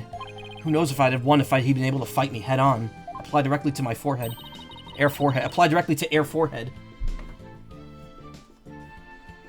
I see it more like that you saved Mr. Wright. Dr. Wright. This isn't SimCity. Saved him? Yeah, remember what he said? He didn't have to bend the truth anymore, and it was all thanks to you. I don't know about that. Still, I guess it is kind of nice to be appreciated. Mr. Dirk? Now that the Holy Mother's face has been revealed, are you going to have a spirit medium try channeling her? I, for one, would love to see the return of the legendary founder. Yeah, just think about it. Being able to speak to someone right out of the history books. Unfortunately, it's not that easy. What? Why? Face isn't enough. You need the true name of the one you're attempting to channel. Oh, right. Pearl mentioned something like that, too. And the founder's true name is only known to the priestess who's been crowned queen. In short, the only living person who knows it is the current queen of Garan. Oh, so without her help, we won't be seeing the founder anytime soon? That's no fun. Founder's forms appeared from within. It seems only the Queen knows the Founder's real name. So, Dirk, what will you do now? First, I'll start by tracing the route by which the orb came into Dr. Buff's hands. Since we know it was a politician that asked the doctor to study it, isn't he the one who stole it? No, a political nobody like him couldn't get anywhere near the orb, let alone steal it. He must have had inside help. My money is on someone connected to the royal family. Alright, you said something to that effect back in the cave. Whoever it may be, we need to expose their dirty scheme to the light of day. Well, I'm sure Mr. Wright has plenty of information, courtesy of his dirty client. He might be able to shed some light on this. Private Justice! Oh. That was fine work you did at the trial today. You did your sergeant proud. Back at you, Sarge. Took real courage to leave your room like that. It's all thanks to you and Corps Woman Sykes. With my siege defense over, I could finally sally forth. But the battle's only just begun. One for me and me alone to fight. To lose your mother and then your father. What a terrible thing to endure. Yeah, and being wheelchair-bound doesn't help. Private Justice. I've been thinking. It's about time I stood on my own 2 feet. After all, I no longer have Papa to coddle me. Huh? I'm afraid I don't follow. Take a good look, soldier. This is one small step for man, and one giant leap for me. Hold my drone for me, would you, Private Justice? Yes, sir.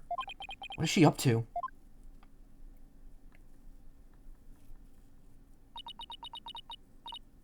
Huh?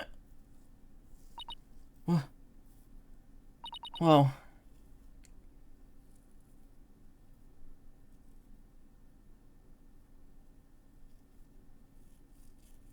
She's standing?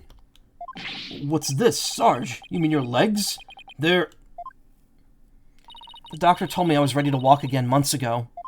But if I admitted I could walk, I knew I'd have to leave the house. So I faked it. Makes sense, but I kept pretending I couldn't walk. But I know Papa's watching over me now, and I'd hate to disappoint him. So, from this day forth, I'm going to march forward on my own 2 feet. What a brave kid trying to move forward like this. But it must be so hard this soon after her father's death. She's 12 and has no parents. What's going to happen to her?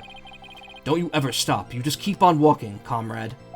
Stay brave, because there will be days when you'll want to stop. But I have faith you'll find a way to muster the strength to push through them. Yeah, you can do it. Hey, Daddy's back. I wonder if Pearl could take legal ownership, like legal parentage of Army. I mean, theoretically, she's 18 as of this game. She is 18, and she doesn't live with their mother anymore. She presumably lives by herself, so... Could she in theory, like, take legal parentage of Army until she becomes an adult? That'd be cute. Hey, Daddy's back. Oh, look at Captain Buzzkill over here. Mr. Wright, what's that look on his face for? Oh, Apollo. Is everything alright with Miss Faye? She's safe. For now. Well then, we better go save her, quick. Where is she, anyway? I'm afraid I have some bad news. Huh? Maya's not here in the States. She's still in Khura'in. And she's still being held hostage by the mastermind behind this whole thing. The mastermind? That's right. Politician Wimperson was nothing more than a pawn. Ooh, I have the perfect voice. I have the perfect clip for that one. Where is it? These men are pawns. 3, 2, 3, 4, 4, 2, 3, and... Maya's true abductor is in the kingdom of Khura'in. What? I don't understand, Mr. Wright. What in the world's going on over there?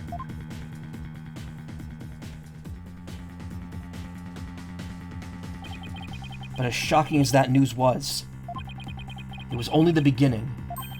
The beginning of something big. Big enough to shake Khura'in to its very core.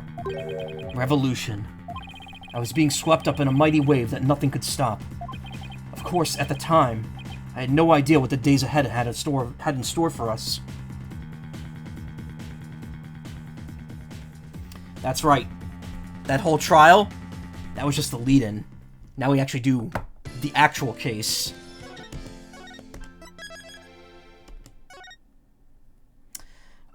Do I want to take a break here? And if so, do I want to split this video into 2 parts?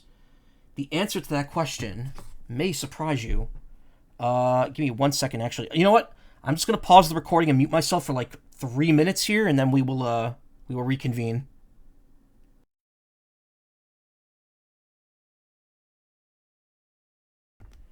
And I'm back. That was more like 10 minutes than 3 minutes. Actually, it was almost exactly 10 minutes. It's like 10 minutes and 30 seconds. Yeah, I just went to the bathroom and checked my messages and stuff. Checked out that commission I got, and it looks really fucking good. Anyway, thank you.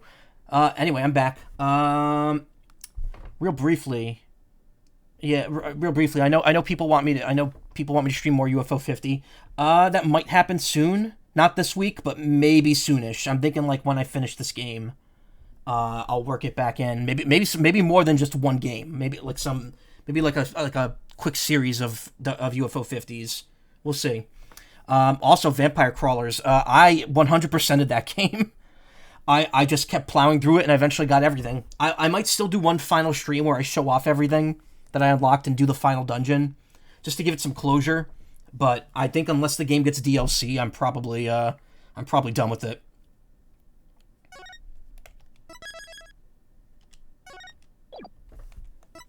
Anyway, we just had some absolute bombshells drop on us here. May 17th, District Court, Defendant Lobby Number 3. Reporting, sounds good, everything's good, okay. What do you mean Miss Faye is still being held hostage? And who's this mastermind? Politician Wimperson was nothing more than a puppet. You just said that before, but you said he was a pawn.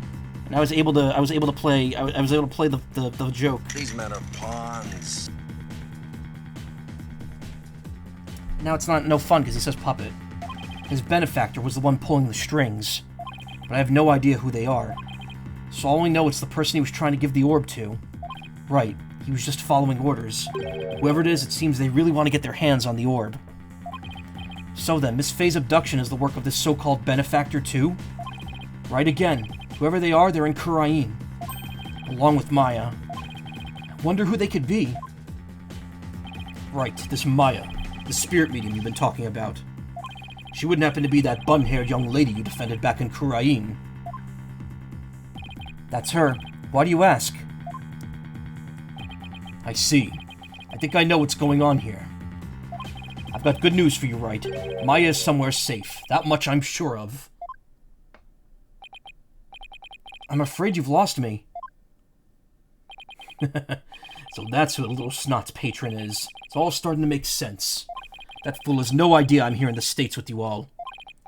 Dirk, you mind filling us in?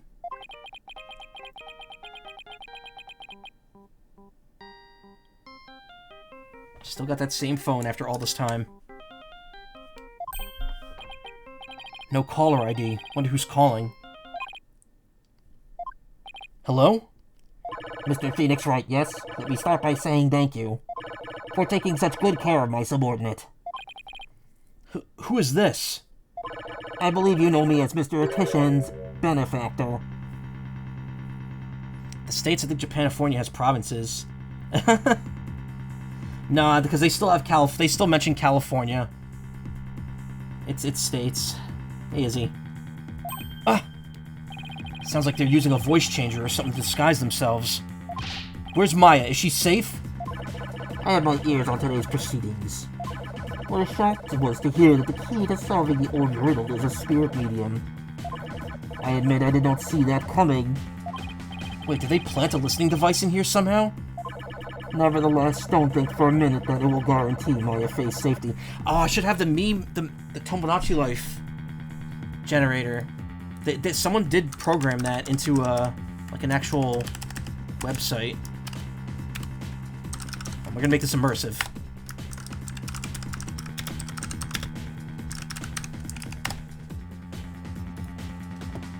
Get a website that uses Tomodachi Device TTS. There we go. Completely randomize it. Okay, wait. I'll make this even easier on myself here.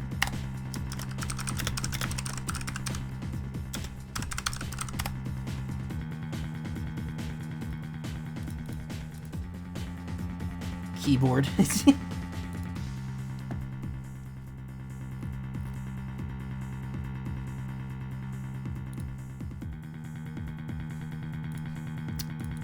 God damn.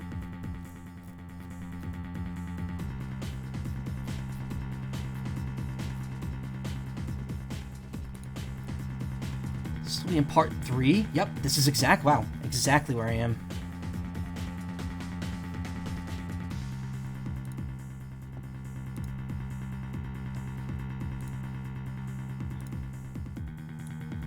Alright, let's see how this works.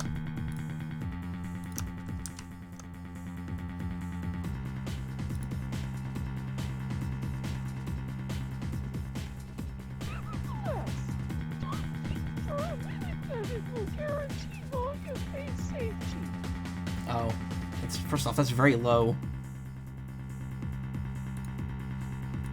What's that? Ooh, that looks good. Is that your birria potato? Birria potato? Ugh. Birria potato.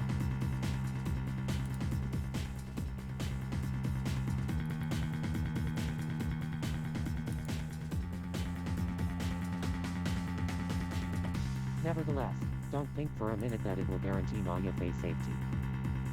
That's barely audible.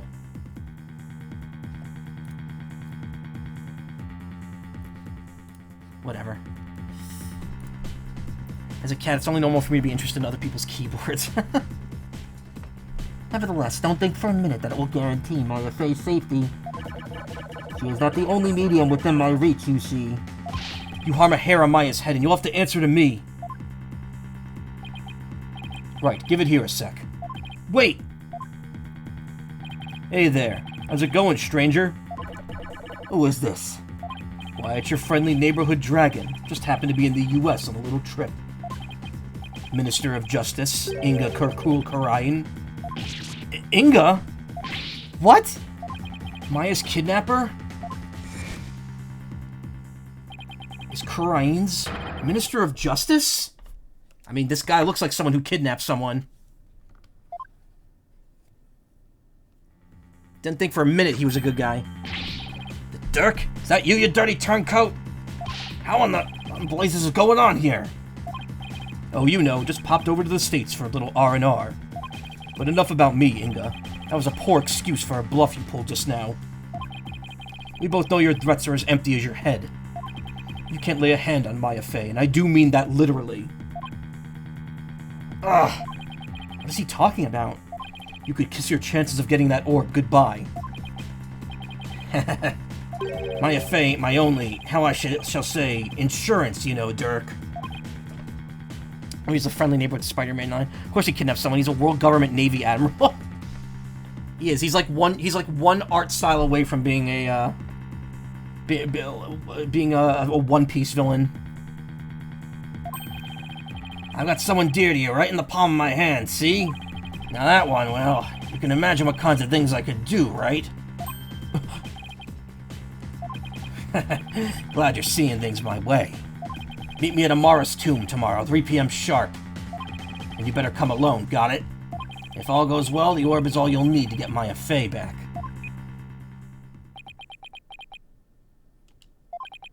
Turk, what's going on? You heard him. I have to get back to Karain at once. What? Why?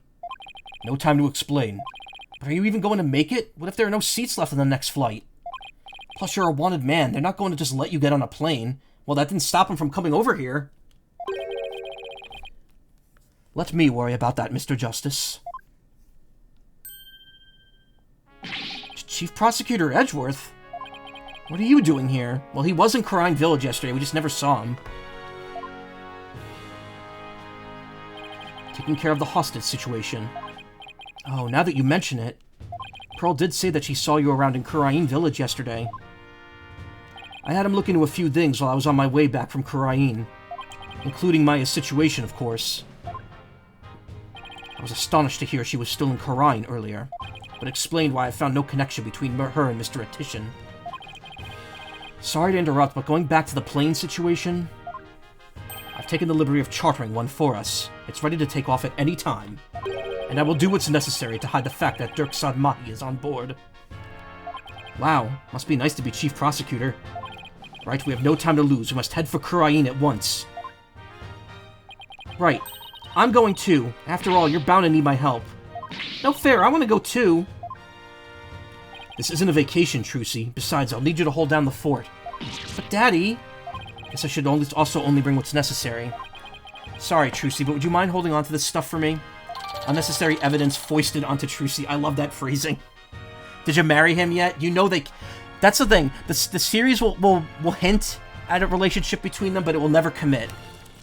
Because then they lose the audience. That's why it's called queer baiting, not queer catching.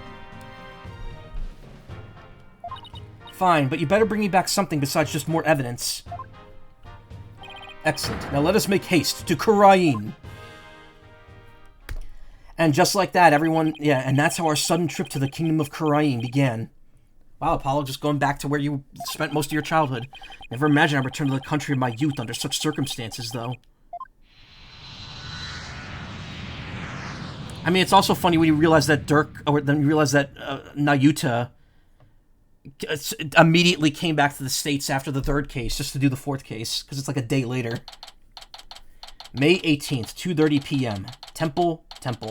So it is now the next afternoon. But also, they went halfway across the world, so it's now 12 hours ahead. So they were on the plane for like 12 hours, probably. That was a long flight. It's already 2:30 in the afternoon. Talk about cutting it close. The Kingdom of Karain. This is no time to reminisce, but... Gotta say, this place sure brings back memories. Hurry up, Apollo. Right behind you. Amara's tomb is located in the courtyard of Garan Palace. We should have just enough time to get there. Then let's sprint there. Think you can keep up, Apollo? Sure, no sweat. I'll contact the royal family and the local police and inform them of our arrival. Thanks, Edgeworth.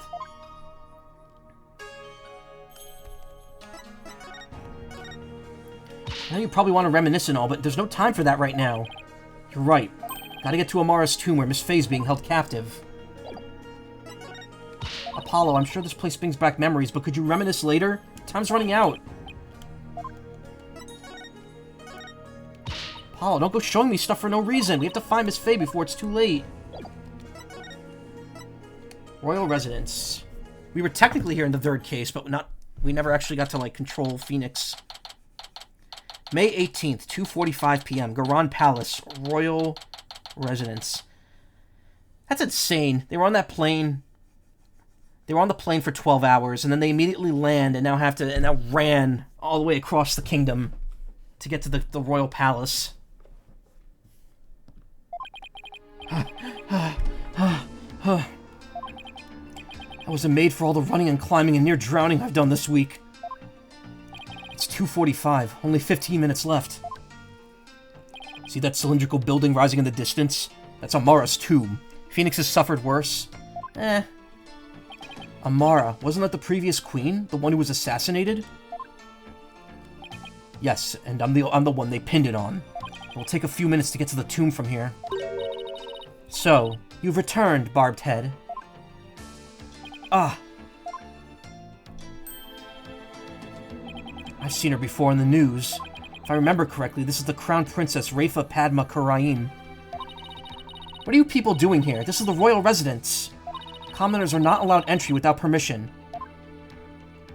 A prosecutor from the States should have already called and requested permission for us to enter. As to why we're here, Your Benevolence, have you seen Minister Inga? If you seek my father, I just saw him heading toward Amara's tomb. Was he with anyone? You know, like some shady-looking underlings or something? No, he was alone. Why do you ask? Looks like she has no idea about Miss Faye's abduction. You hear that? I think we have company.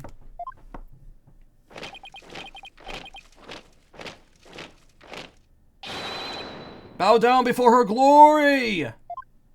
Her Eminence Queen Garan, Grand Priestess of Karine, approaches! Huh? Garan? Those are such weird headpieces they wear.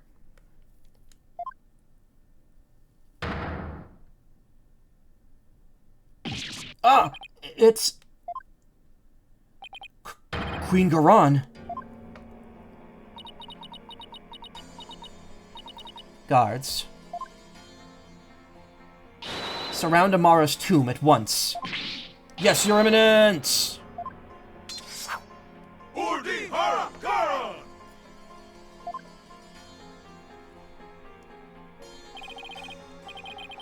I believe that must mean like long live Garan or glory to Garan, because they also say that they also use that phrase with the word with the country name in it as well. What's she doing? Is she going to help us? Excuse me, Your Eminence. So, our barbed head lawyer returns. May we presume you are here from Maya Fey, the spirit medium who has been abducted? Yes, you may. Allow us to apologize for the criminal actions of our husband.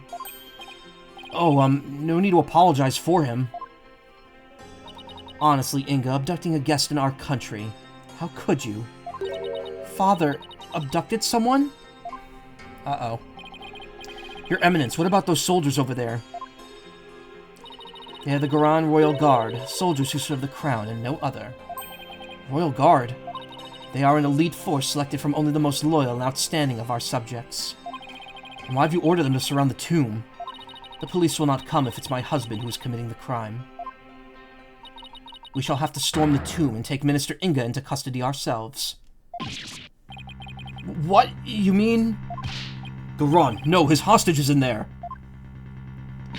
Dirk, how dare you set foot in the palace? Have you come to turn yourself in? Listen, we need to call a truce for now. Garan Royal Guard, seize this traitor of the crown. As you wish, Your Eminence! Resist and you die! Wait a second! Hold it! Slow down there, Garan. I'm here to conduct a hostage exchange. If you take me in now, Maya Fey is as good as dead. A hostage exchange? And why would he choose to do such a thing with you? We can talk about that later. Right now, I need to get in there before it's too late. If I can't resolve this in 20 minutes, you can storm the palace. Now then, if you'll excuse me. Dirk, wait. Guards, allow the insurgent Dirk Sadmahi to pass. Barbed Head, you have some explaining to do. Right, well, while we're waiting here... Apollo, why don't you explain the situation? What? Me? Leave nothing out, Hornhead, or I'll dehorn you where you stand. Hornhead? She doesn't waste any time coming up with nicknames. And what's with that attitude? Her father's the one who abducted Miss Fey.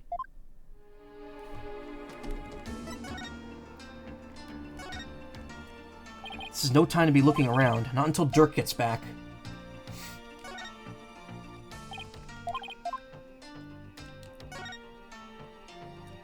Garan Royal Guard has the tomb surrounded. Yeah, and it looks like they might storm the place at any moment. Love how Stoll checks it off, yeah. Bruh. If Her Eminence gives the order, they'll have no choice but to follow through. And I have the feeling she's about ready to do so. All we can do is wait and hope for the best, huh? Hope Dirk and Miss Faye both come out of this in one piece. No, Inga is the One Piece villain. Dirk's in there right now. Sure hope he's okay.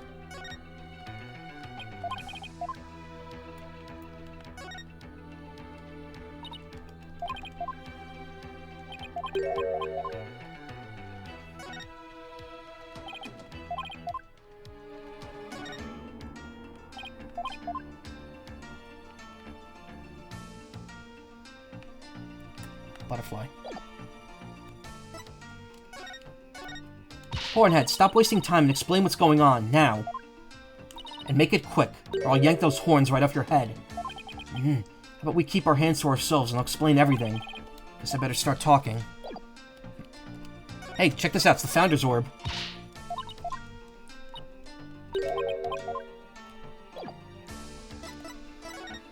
Where do you think you're going? Oh right, we're supposed to wait for Dirk to return. Hostage taking by Inga. Do my ears deceive me, or did I hear talk of my father abducting someone? Oh, you heard right. He abducted Maya Fey and... Insolent fool! Pardon my rudeness. A gentle soul such as my father could not possibly have committed such a crime. Gentle? You think he's gentle? I'm afraid it's true, your benevolence. He's holed up in that tomb as we speak. Really? I find this difficult to believe. Why would he do such a thing?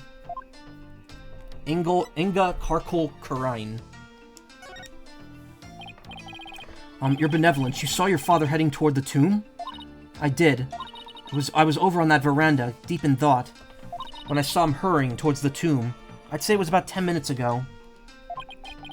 Why was he rushing? Maybe he was worried he'd be late? Did you see anyone else heading for the tomb? I saw no one else after he entered. So Minister Inga and Miss Faye are the only ones in there besides Dirk? Who knows, but I wouldn't be surprised if he had a minion or two with him in there. Dirk, sure hope he's alright. It's only been 5 minutes? It feels like an eternity. Patience, Apollo, patience.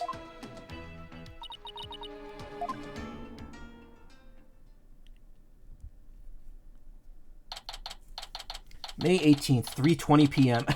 Faded out for literally like 5 minutes. Garan Palace, Royal Residence. It's been almost 20 minutes. What's taking Dirk so long? The appointed time has come. Our Royal Guard shall now storm in. Can't you wait just a little longer? No, we cannot. Every second we wait puts the hostage's life in even more danger. Therefore, we see no alternative but to order our guards to storm in. That'll put Miss Faye's life in danger, too. Guards, storm the tomb and seize Minister Inga, along with the insurgent Dirk Sadmahi. Yes, Your Eminence! What, Dirk's under arrest, too? Naturally, the traitorous snake assassinated my president. President? The traitorous snake assassinated my predecessor, Queen Amara. Now go, seize them both. Ah, we're going in! Follow me, men. Follow me, men. For Her Eminence, Udi Hara Garon!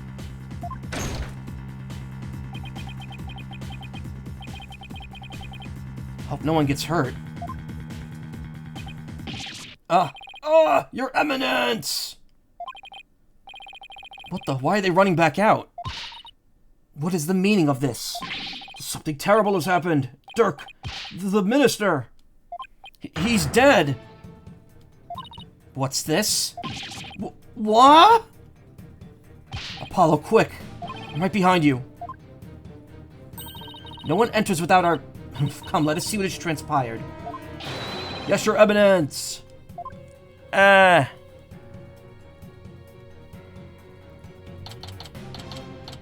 18th.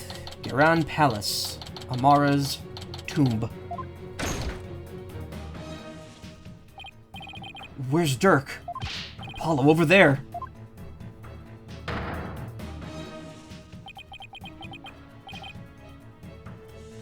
Dirk? Dirk! What have you done? Apollo? Look! So it is Minister Inga who has fallen. Guards, seize this murderous man at once. Yes, your eminence! Surrender now or perish, rebel scum! No, wait! Ah! Ooh, God, that sounds painful.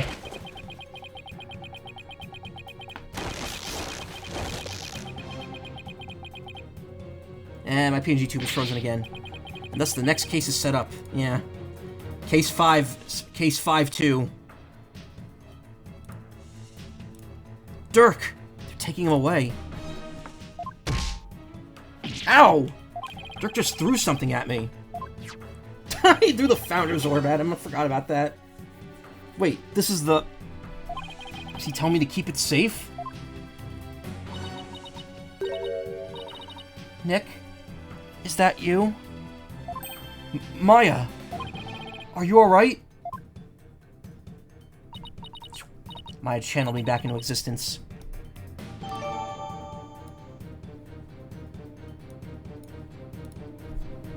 Dirk, he saved me. I feel exhausted. I can't keep my eyes open. Maya!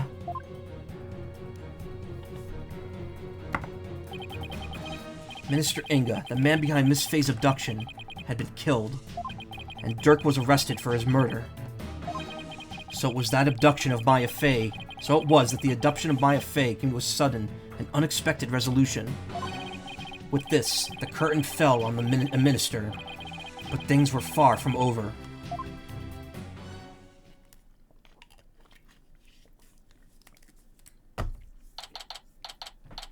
That's right, the cigar chomper is dead. May 18th, Grand Palace, Royal Residence. Apollo, what happened? Wow, he got rid of everything but the photo of his father, the Founder's Orb, and the Attorney's Badge. Also, the profiles have changed. All the people related, all the people specifically related to Dr. Buff's case are gone now.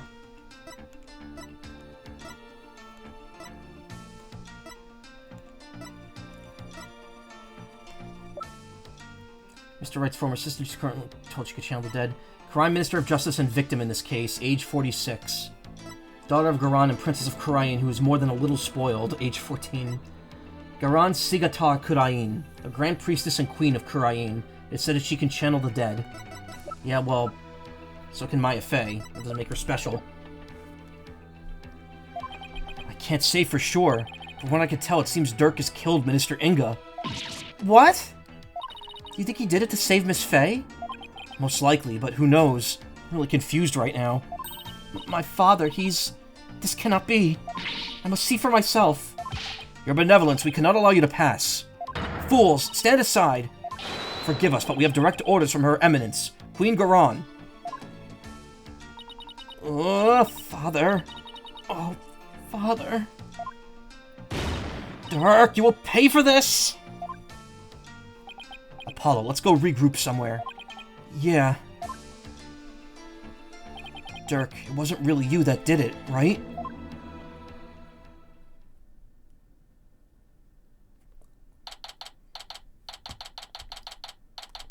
May 18th, Temple. Are you okay, Apollo? Yeah. Edgeworth's speaking with the local police, so let's just sit tight until he returns. Okay. I know you must be in a state of shock right now, but I need you to stay with us, Apollo. He's right. I can't go to pieces now. Thanks, Mr. Wright. I'll be fine.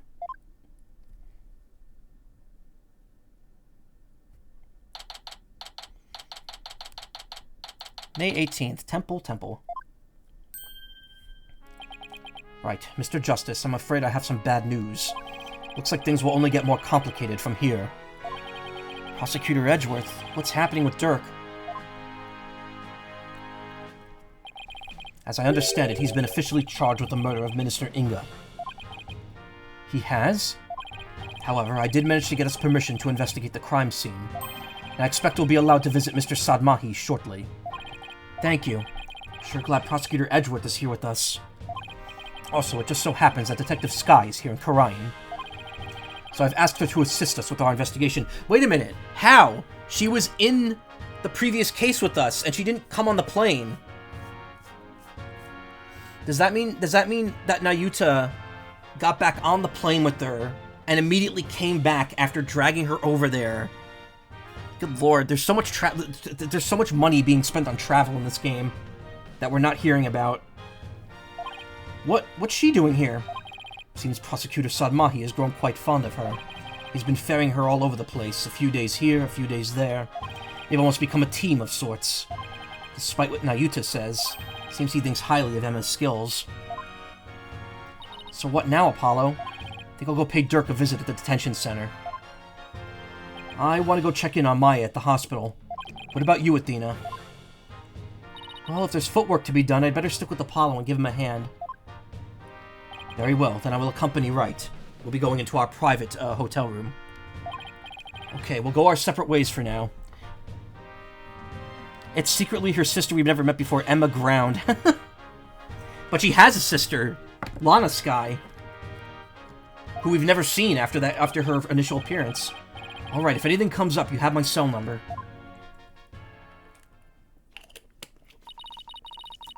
Do you know your way around here, Apollo? It's been over 10 years since I left, but I'll try not to get us hopelessly lost.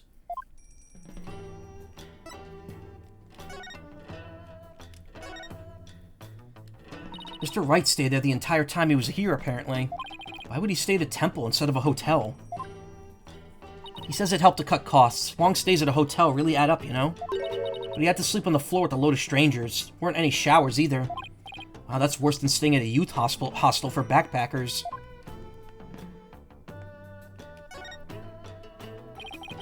Sure are a lot of temples around here. In fact, it looks like most of the buildings around here are related to Karayanism. This is said to be a sacred spring and a pathway for souls to follow. People of Karayan believe the spring draws souls to the temple, and by the truth gained in the Hall of Justice beyond, they are memorialized. Seems that the legal trials and funeral rites are inseparable in this country.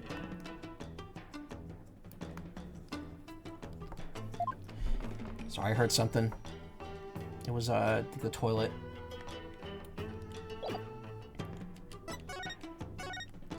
Thought that attorney's badges were the same around the world. I just realized that this type is only used back at home.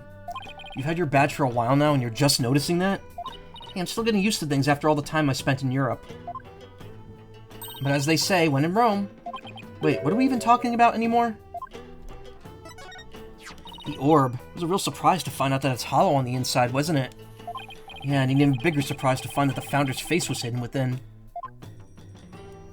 But now that the orb's secret has been revealed, how are you supposed to restore it to its original state? Oh, it was probably wax or something inside that melted to reveal the figure, so... we turned it upside down and heated it up again, it should go back to the way it was. Oh, I get it. That's one clever little contraption. I've been thinking about that photo. Your father was quite the manly man, Apollo. I sense a compliment in there somewhere. Huh? Where'd you get that idea? Oh, never mind. Never mind what? Nice weather we're having today. Aw, is there something you wanted to hear me say, Apollo? Look, just forget I said anything, okay?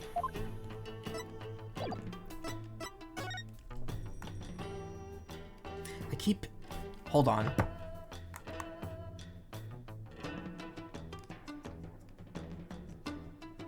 I think it's just the sound of my computer. Like, I'm sitting a certain way and it's making a certain noise. Like, it sounds a certain way. Queen Garand sure has a lot of personal attendants. Yeah, the Garand Royal Guard. They're like her own private army. More like an elite fan club made up of carefully selected soldiers who adore her. That's how I see it, anyway. That's a pretty blunt way of putting it. Dirk Sadmahi, the charismatic leader of the Defiant Dragons, arrested. This is going to deal a major blow to the rebels. Yeah, I can already see Dots having a heart attack when he finds out. Speaking of Dots, he was on the plane with us. But I haven't seen him since we landed. Dirk said he wanted Dots to go home before he caused any more trouble. Yeah, he strikes me as a troublemaker. Just hope he doesn't try to do anything crazy, like break Dirk out of jail.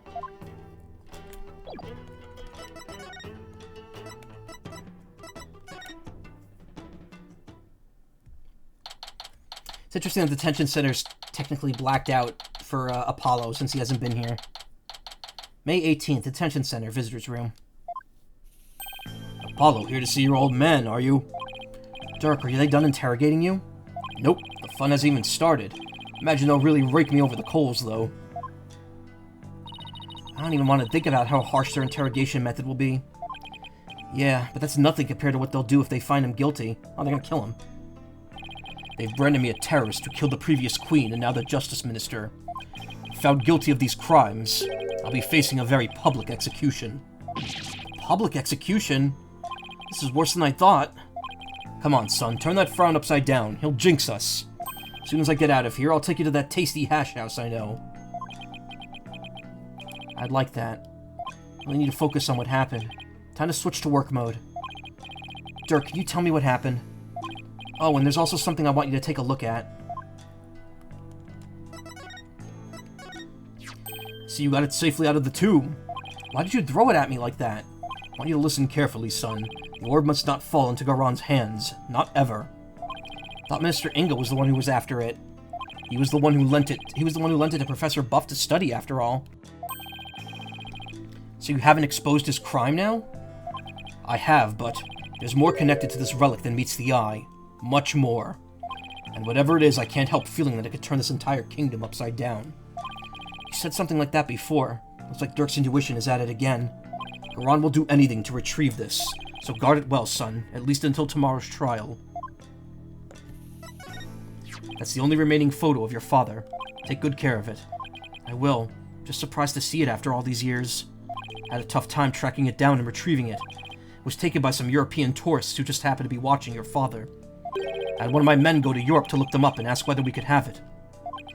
You went through all that trouble? I did, so don't go losing it or anything.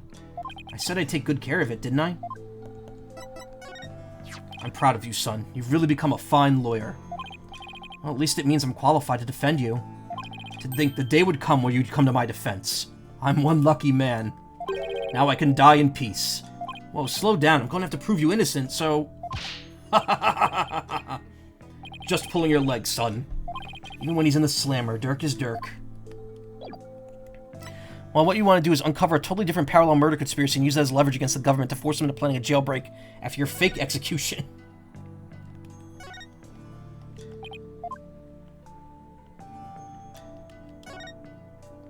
That guard's standing still and with such great posture. Wonder if he spends the days just watching the dust dance in the sunlight. Wait a second, don't you do that in court sometimes, Athena? Ah, you mean you noticed? Don't think you could take it easy just because I'm the lead lawyer on this one.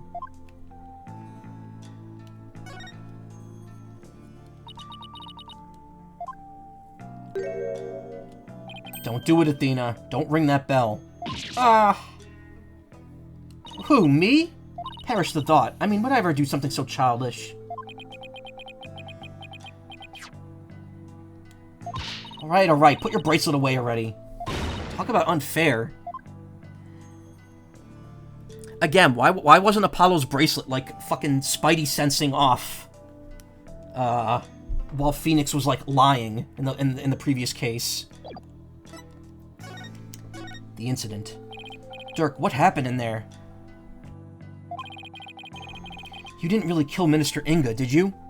Well, the thing is, I really don't know. Huh? I remember seeing the mural of the founder right as I entered the tomb, but I got all dizzy immediately after that.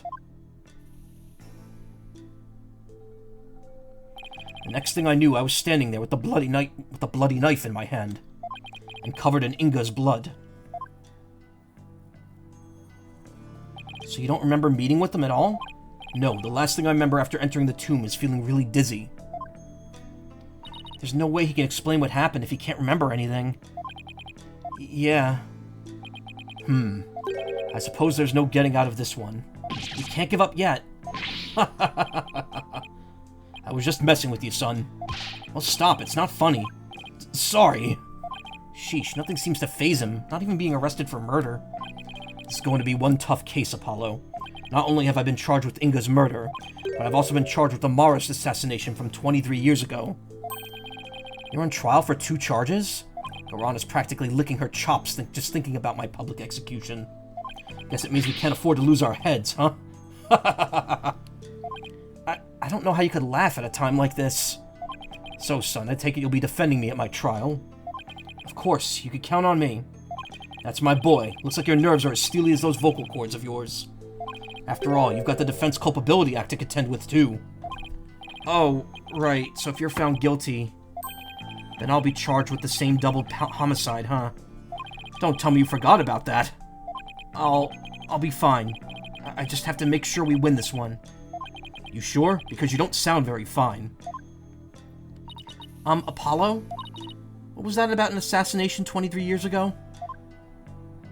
Double game over, yeah.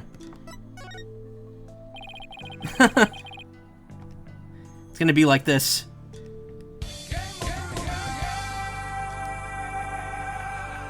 Me? Just for good measure.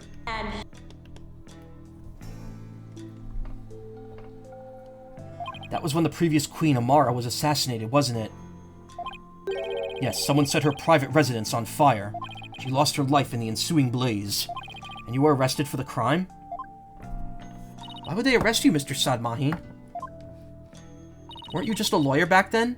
What relation could you have had with the queen?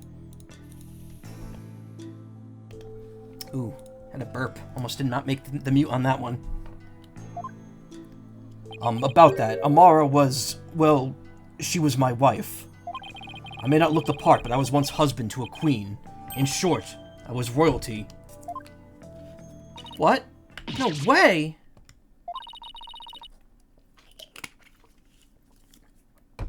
Are you saying you won the heart of the reigning queen? Come on, you're talking to a guy who honed his prowess against witnesses on the stand. Even a queen is no match for this dragon's glare. Wow, you're really something else. So has a verdict ever reached, Dirk? I acted as my own attorney and won. Until I was accused of fabricating evidence, that is. Then it all went south. Now, where have I heard a story like that before? What happened after that? I made a run for it. You ran? But why? I didn't kill Amara, and I didn't fabricate any evidence. Evidence. But if I'd stuck around for a retrial, I'd been found guilty for sure. Couldn't allow that to happen. Amara's true killer would never face justice if I did. So I left my law practice behind and went underground. That was 23 years ago. Are you telling me that after all these years, you still haven't discovered the truth? Yeah, the fact that it was an arson means the crime scene was reduced to ashes. There's little in the way of evidence left. It's just been brick wall after brick wall. Guess that means it's all up to me to figure it out, huh? Along with Minister Inga's murderer, of course. I think I'm going to be sick. Come on, son, don't look so down. With you on the case, it'll work out somehow. Hope he's right. Say, son, do you remember my office? Sure, I remember that messy, dimly lit room. The file I've amassed on Amara's assassination is kept there. I think it might help you on this case. Do you remember how to get there? Let me think. Call going in through a manhole. How can I not, Dirk? I hated how it always got so dirty getting in there. And that stench. That old case is important too, but I should probably focus on the minister's murder first. I'm afraid your time is up. Who's that? Oh, it's Nayuta. Nayuta. It is time for the prisoner's interrogation. So be gone, you putrid-headed criminal abetting lawyer. Wait, don't tell me you're the prosecuting attorney? What? But that would mean... Is there a problem here? You bet there is. He's your father. Yeah, he's your father too, technically. And your point is... My relation to the accused is irrelevant. The fact remains, I'm a prosecutor. No, that's not what I I don't think I'm getting through to him. Nayuta, long time no see, son. How have you been? Look, I hear you've been serving Garan, rather faithfully, in fact. Whatever happened to our dream of taking her down and changing this country, son? The past is the past. What do you mean? Why are you doing this? It's simple. People change. Nayuta, you know, exists no more. Listen, son, I don't know what made you change like this, but you're still my boy even if you prosecute my case. The rest of the Defiant Dragons and I eagerly await your return. Whenever you're ready, we'll welcome you back with open arms. As I said, I've moved on. Now let us waste no more time, for flowers do not blossom simply from talk of the past. Nayuta, I get the feeling there's something he wants to say but can't. Guard, move the accused to the interrogation room. Yes, sir. This way, you rebel scum. Ow, watch it! Not so rough, will you? Nayuta, is he seriously going to prosecute his own father?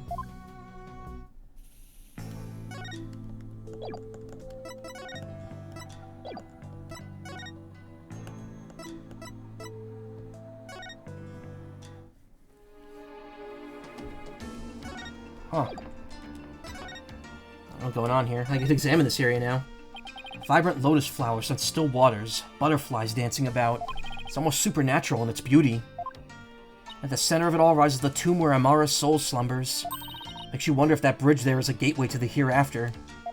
Yeah, especially after both Dirk and Inga crossed that bridge earlier.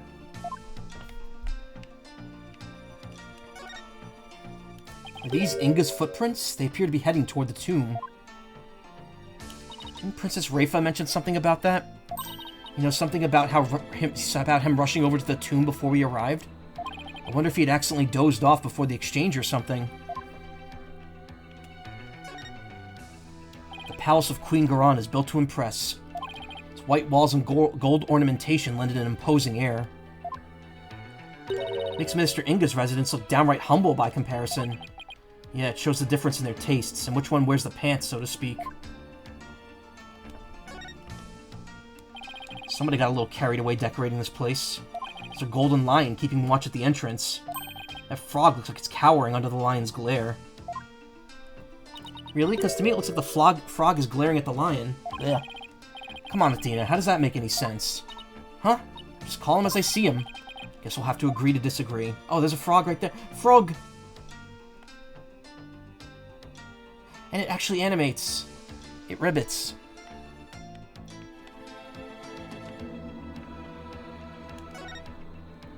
This overturned urn has spilled water everywhere, Frogert. Everything around it is soaking wet. Don't look at me! Rightly or wrongly, I'm guessing Athena's the type who gets blamed for a lot of things. And the more people accuse her, the more defensive she becomes. Even to the point of preemptively denying any wrongdoing. I said it wasn't me! I never said it was. Always on the defensive, awarded. I think that's the only other... That's the only, It's the only, achievement for this case specifically, other than beating it. Oh, look at those flowers! They give the whole house such a cute vibe. Wonder if this is where Princess Rafa lives. I doubt it. She doesn't look like the type to decorate with cute flowers. I mean, I may not know her well, but she seems awfully serious and snobby. Bet she uses nothing but roses and peonies. Stuffy old people flowers, you know? Apollo. This is too much to ask that you not judge a book by its cover, huh? What's that supposed to mean?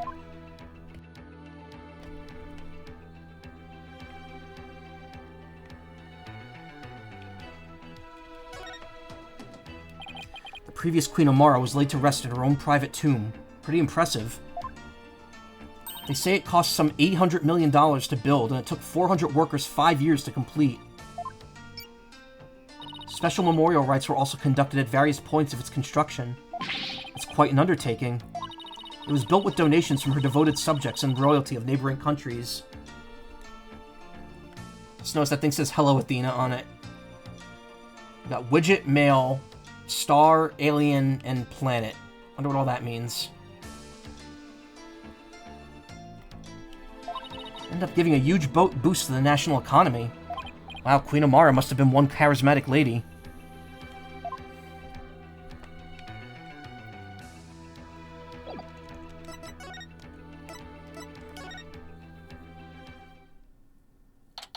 May 18th, Garan Palace, Amara's tomb.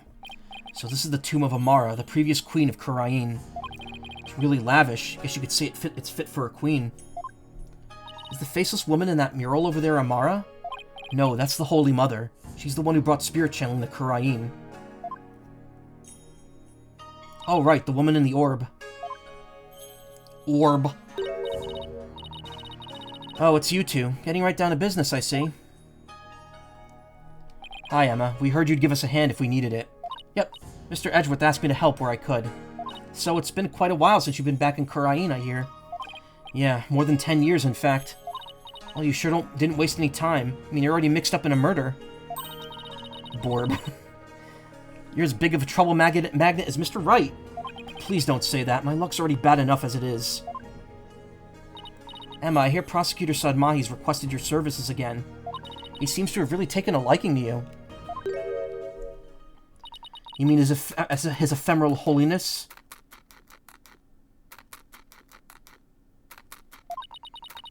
I don't mind that he approves of me and my abilities. It's just his people skills need some serious work. But when he manages to smile and compliments my work, it's hard to say no. Plus, working on investigations overseas is a priceless experience. But flying back and forth here and home every few days, that's been tough, and the lack of sleep has been brutal on my skin. To make matters worse, the defendant in this case is someone I know. I mean, how could this get any worse?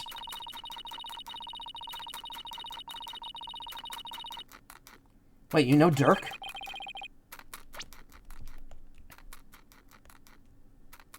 Want some snacks? Flying back and forth between here and home every few days with no days off. Okay. I mean, that's ridiculous. I mean, that's ridiculous, too, because, again, that's like a 12-hour flight. 12-ish hours. Sounds like they've got one complicated prosecutor-detective relationship going on. It's like how in Mega Man Battle Network 2, you get the pass to ride the plane to Netopia from Electopia whenever you want. And they said it's an 8-hour flight.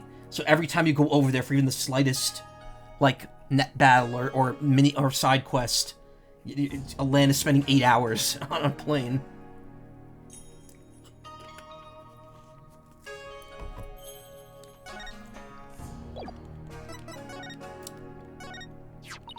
Your attorney's badge? Huh. What, that normally gets a better reaction from you. Tired of collecting your fingerprints. Oh, we already know this. This is from the previous part.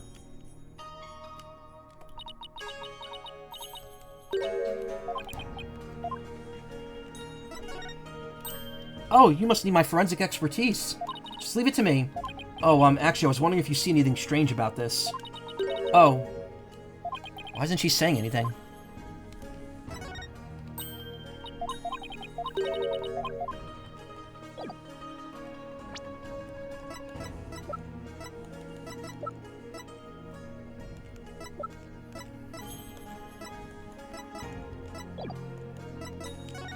The incident. Emma, have you determined the cause of death? Blood loss from a stab wound. A single stab in the back was enough to cause the victim to bleed to death. The estimated time of death is 3 p.m., which is when Dirk came onto the scene. Stab from behind, cause of death is blood loss, time of death is approximately 3 p.m. Any suspects besides Dirk? Yeah, there's really nothing there, huh? No, he, Maya, and the Minister were the only ones here. And Maya had been tied up until she was freed by the Queen's Royal Guard. Could someone have been hiding somewhere in here? Not likely. I was told this tomb was searched from top to bottom right after the murder. And during that time, the Royal Guard set up a perimeter to prevent anyone from escaping. In other words, the crime scene was completely sealed off. It would appear so. Only for a third party to escape without being spotted, so... Great, it's another one of those convoluted locked room mysteries. The victim. About the victim, Minister Inga. He was the kingdom's Minister of Justice, correct? Yes, Inga Karkul Kurain was the second most powerful figure in Kurain. Plus, he was married to the Queen. Seems strange that someone of his status would abduct someone. Apparently, he only told a few of his most loyal subordinates about his plan. That way, there was little chance of the police or even the Queen finding out. What was Inga hoping to gain by getting his hands on the orb? That I don't know, but I'm working on it. Wonder if it was really for what Paul Tish and Wimperson said.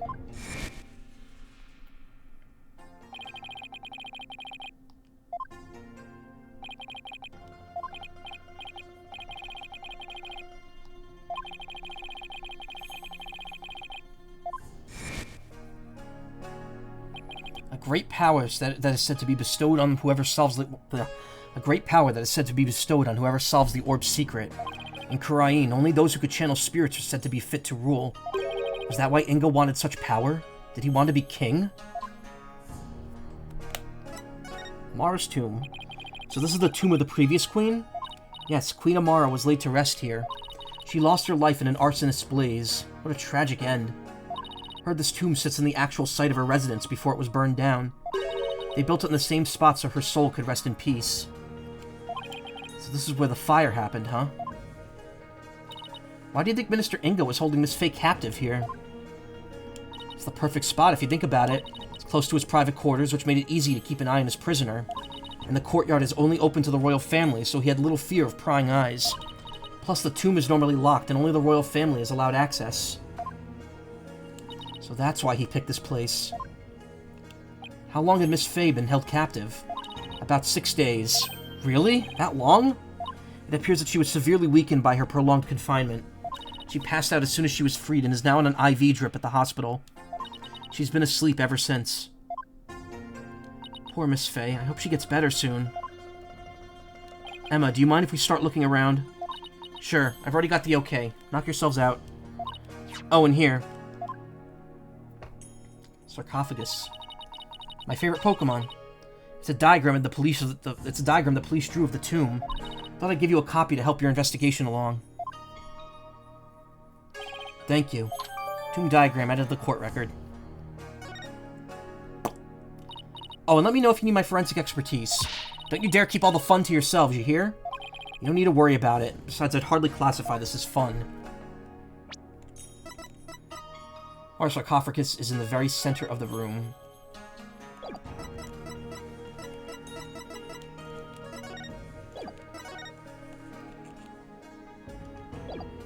Jove Justice. So this is Amara's sarcophagus. Let's take a closer look.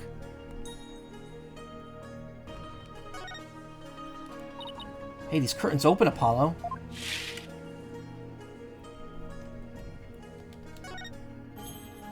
That's one big sarcophagus.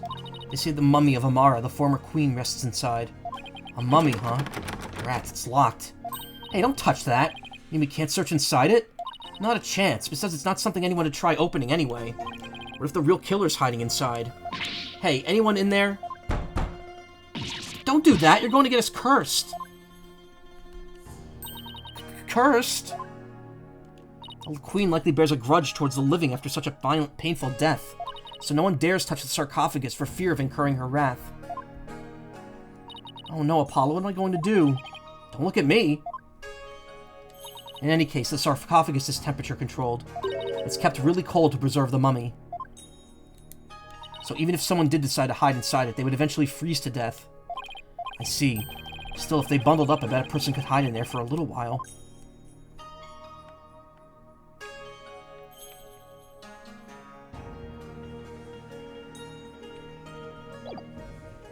I have an idea of another thing that a temperature-controlled box can do.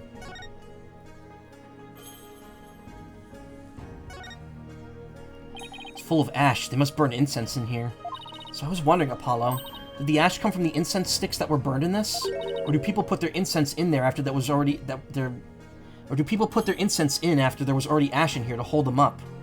Don't be silly, Athena. The answer's simple. The ash is the product of prayers from the countless visitors who come here. It's not chicken or the egg kind of thing. Oh, that's an interesting take on it. So much more poetic than mine. Anything behind me? No. Nothing up my sleeves.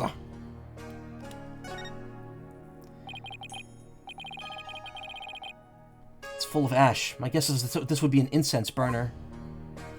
Hey, look, Apollo, there's something in the ashes. Let's see what it is. It's a brooch. Is that a gemstone? I wonder what it's doing here. I've got this one covered, Apollo. Would you like to hear my brilliant theory? Well, I guess it wouldn't do any harm. You know how people make wishes by throwing coins into a fountain, right? Well, you know what? On second thought, I'm good. What? You sure you don't need to hear my theory? Just about to get to the good part. Let's just ask Emma. That'll be much quicker. Excuse me, Emma, what's this gemstone doing here? Oh, that. It's not a gem, it's a button, albeit a very expensive one, from the victim's jacket.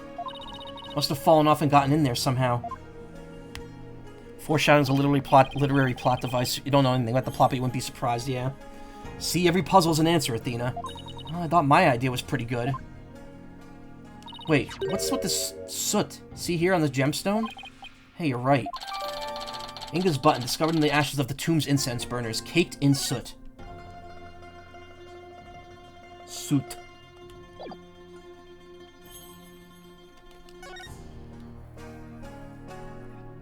Looks like the Holy Mother was painted here to watch over Amara's sarcophagus. Hey, Breezy.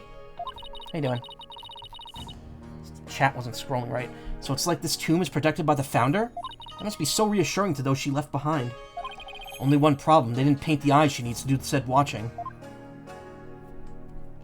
Come to think of it, she doesn't have a mouth to smile down on the tomb with either. It's actually kind of creepy. I wonder if being watched over by something like that gives the Queen nightmares. Hey, keep that up and the Founder might come and watch over you, too. It's like a small army of monks all neatly lined up. Looks like they're facing the sarcophagus in prayer. If you look carefully, each one has a slightly different expression. I wonder if they used real people as models. Some are frowning, some are smiling. There's one that looks like he's trying his hardest not to burst out laughing. Really? I wonder why. Maybe it's like those times when things are so intense you can't help but laugh. You know, look at funerals and stuff. They went through all the trouble of depicting that. Talk about going overboard.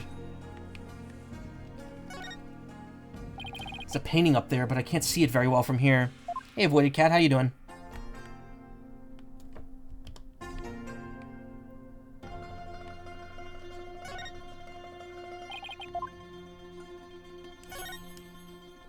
Look, one of the statues is broken. Voice crack. Yeah, but it's kind of hard to see it from here. Let's check it out when we get a little closer.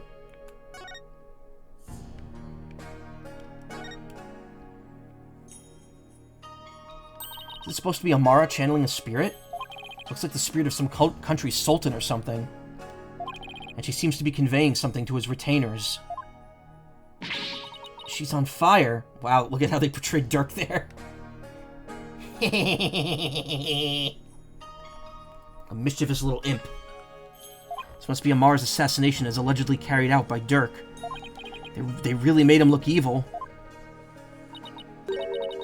This is the weirdest of them all. Is that supposed to be Dirk facing his punishment in the afterlife? Anyway, I guess that's the last one. If Karma were here, I know he'd be thinking the same thing I'm thinking right now, and that thought is just the word would. Look, this guy's got a nipple pincher. Dude, he's into some freaky shit.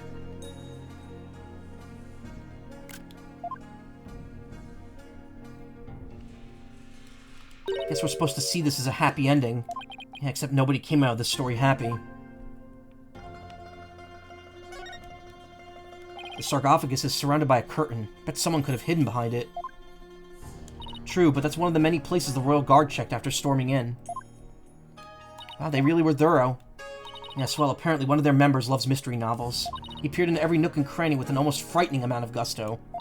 And when he was done, he said, "Very interesting. It's like one of those locked room mysteries." Sounds like he's on the wrong line of work. Woof. Wow, it's covered in blood. The blood spatter this large, it must have gotten all over the killer, too. Come to think of it.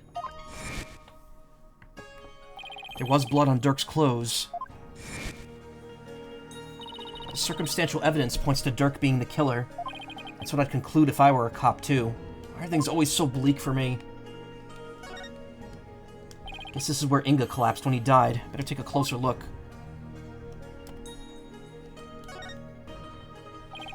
I've already taken the body away. It's kind of sad how familiar I've become with body outlines. I have a photo of the body if you're interested. Got what he fucking deserved. He was stabbed right in the back. The poor guy was practically skewered. The poor guy! Fuck him. What's he wearing on his arms? Those are the cuffs of justice. It seems to be a tradition here for the Minister of Justice to wear those forearm cuffs. They look like they're made of a thick fabric, so I guess they aren't for protection. Maybe they're for keeping his sleeves out of the way when he's handling documents. Yeah, that's probably their original purpose. But over the years, the reason for wearing them was probably forgotten. So now they're just one of the many traditional things that people do without knowing why. Hey, nice streak, Breezy. Oh, I get it. Kinda like the way you roll up your sleeves, huh? Or your psychology, if we're going there. I happen to know why I started, thank you very much. Photo of Inga's body. He was stabbed in the back with a knife. I'll admit, he's very fun to portray. Doing like the cigar chomping, like, gruff voice is really fun for him. There will be some more dialogue from him before the end of this case. So this is the murder weapon. Emma, did you find any prints on it? Yep, and they were super clear. They belong to one Dirk Sadmahi. That's not good. Were there any others? There was one more print from another individual, but it was too smudged to identify. It's probably an old print from someone else who handled the knife. Oh, yet another unhelpful piece of info to add to the ever-growing pile. I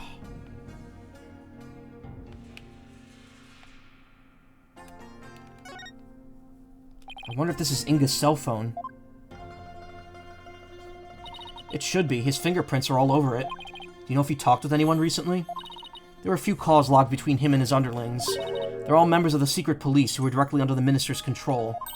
You mean like spies? I don't think that's quite it.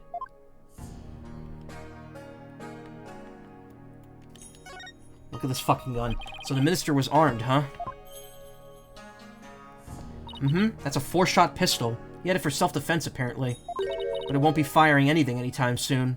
Huh? He was carrying a broken gun around for show? No, we recovered a bullet here. Which means the gun probably broke as the minister fired its last round.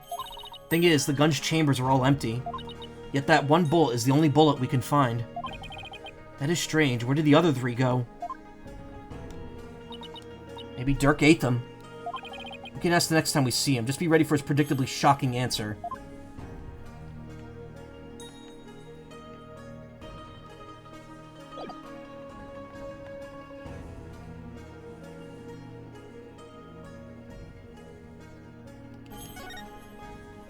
This is the grape juice Inga was drinking. Tasty bullets, yeah. He was probably nervous about his meeting with Dirk. So he drank grape juice? I'm not seeing the logic here. Mr. Wright told me about when he was hospitalized a few years ago. Mr. Wright told me all about it when he was hospitalized a few years ago. He said grape juice has something in it that helps you relax. Really? Are you sure he was talking about regular, plain old grape juice? Because it sounds like he was talking about the fermented variety. No, he couldn't have meant that. I mean, we were talking about a medical facility. They wouldn't have allowed something like that in. Right. Let's just leave it at that. Kind of a running gag that everyone drinks grape juice instead of, wine.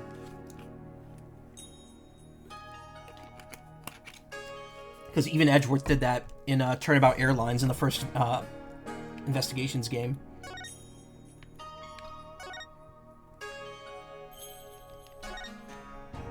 Someone could have hid behind these curtains. Here, I'll give it a try.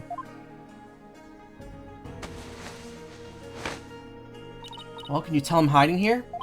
No, I can't tell at all. That's it, that's the perfect hiding place. We did it, Apollo, we solved the case. Sorry to burst your bubble, but the Royal Guard searched the tomb high and low right after they stormed in. And they said no one else was in here besides Minister Inga, Dirk, and Miss Fey. Well, back to the drawing board, I guess. My brilliant deduction, destroyed in 3 sentences. Miss Fey was apparently tied to this chair. Let's take a closer look. Should try to cover every angle possible here. Let's use the L stick to change our perspective and take a careful look around. Bet you didn't know, but I happen to be a bit of an escape artist myself. Trucy showed me how to do a rope escape trick. Uh-huh, and why would you bother learning something like that? Because we're always getting into trouble when working cases with Mr. Wright. So that might come in handy someday. Well, I guess you're right about that. Miss Faye could have definitely used that knowledge. That's right. So now you just sit right here and we'll get started. What in the world gave you the idea that I wanted to learn? Blah, blah, blah, blah, blah. Poor Miss Faye, she must have been tied up to this chair. Just imagine how much her backside must have hurt after sitting here for so long. Would have been torture for you, I bet. I mean, you don't know how to sit still. If by that you mean I like to stay active, then I have to agree with you.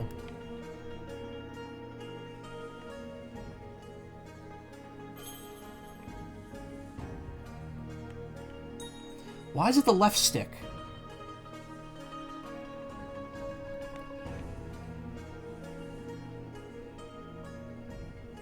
Oh, found something. Look, there's a blood stain on one of the chair legs. Really? Hey, you're right, I completely missed that. Let's move the chair so we could check under it. It's a device that lets one set down above the ground. There's more blood on the chair leg. I wonder what it's doing here. Have some luminol here. Why don't you do some testing around it?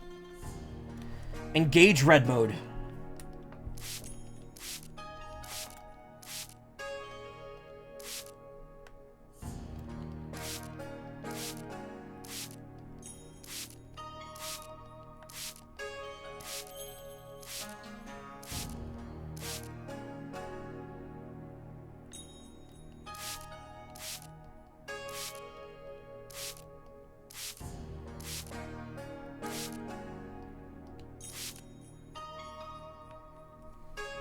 Look!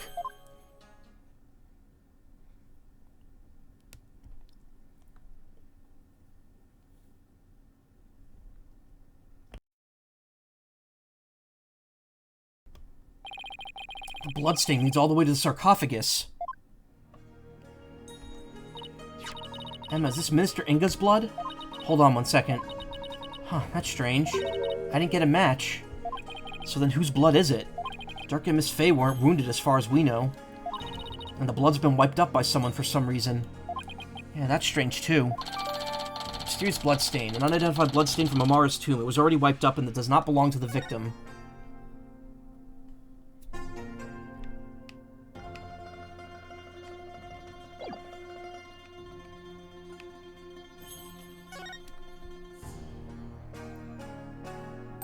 Babby. It's a baby on a lotus blossom. That's one strange painting. Apparently it's part of the mural depicting the life and times of Queen Amara. You know, like a storyboard or something. So that baby's supposed to be Amara? This one depicts Amara preaching to the faithful. It's hard to put into words, but I've never seen anything like it. Even the dog was enthralled. Let's see, the next one is... Is that Dirk? Why does he have horns? My best guess is it depicts the first time Amara and Dirk met. So he's supposed to be some kind of demon who's seducing her? Well, he was successful since they got married after that. The mural continues on the opposite wall. Well, we've already read it, so we don't need to mural. Broken statue. One of those statues is broken. Let's take a closer look. This thing's more splintered than statue now. Bullet from the victim's gun did a real number on it. Seems like something you'd get cursed for, you know? In Minister Inga's case, I'd say getting your ticket punched is curse enough. Yeah, but don't curses extend to the afterlife? Need to stop taking what Nayuta said so seriously. I'm perfectly capable of thinking for myself. Dipshit. It's a Magatama, I think. Did it come from the broken statue? Look, Apollo, there's another one. But the other statues only have one each. Hey, you're right. Maybe the statue is special or something.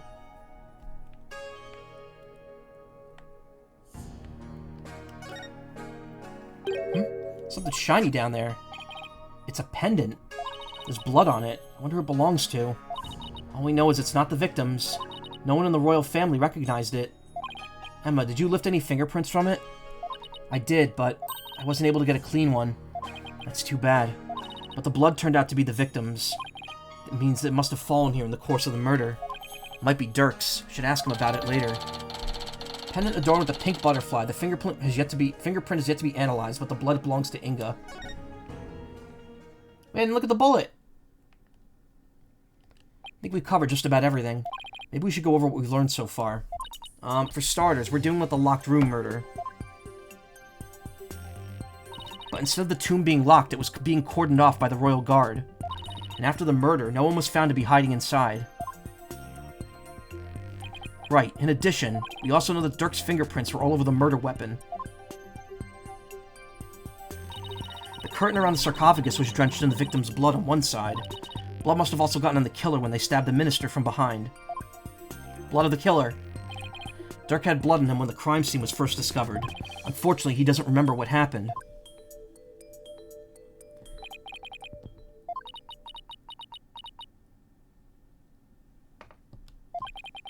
This is not good. So what we know so far is things couldn't be worse for our case. And that's still an understatement somehow. Yeah, it's looking pretty grim. Oh, if you two are done here, I'll have to ask you to leave. Go on, scoot. Something wrong, Emma? Why are you trying to give us the boot? It's just easy if you're not here when His Ephemeral Holiness arrives. Ah! Speak of the devil. Prosecutor Sadmahi. Detective Sky, it seems you've spoken at length with these two lawyers. I do hope you've also kept an eye on them. Yes, of course, like a hawk. They didn't touch a single thing. Give a lawyer an inch and they'll take a mile. Never forget that. There's that look of distrust again. Hey, Nayuta, do you really believe that Dirk's guilty? And are you seriously going to prosecute this case? I mean, he's your father. You were once part of the Defiant Dragons, weren't you? What if the murderer did the deed then dressed as one of the Royal Guard? I don't think that would be possible. There were too many people around. Hey, Nayuta, wait! I said wait! It did that thing again where he just disappears instead of fades out. Come on, Athena, after him. Huh? Right behind you. We weren't done. He just does that. Unfortunately, it just seems to be a problem with this collection. There seems to be a little bit of a bug with that. He teleports, yeah. Look, there's a bullet here. It's from the pistol the victim was carrying. There's a gun in here. No, there's a gun inside. From Resident Evil 2. My guess is he tried to shoot his attacker but missed, and the bullet ended up here. I've already determined the rifling marks to be a match for his gun. Rifling marks? Aren't those... How shall I explain? The science behind it is absolutely fascinating. No, we're good. Lawyers. I think they're so smart. You do realize we can hear you, right? He just teleports.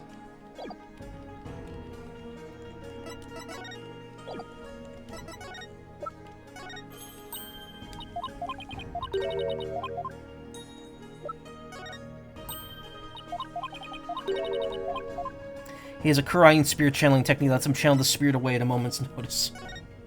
No, you can't. Come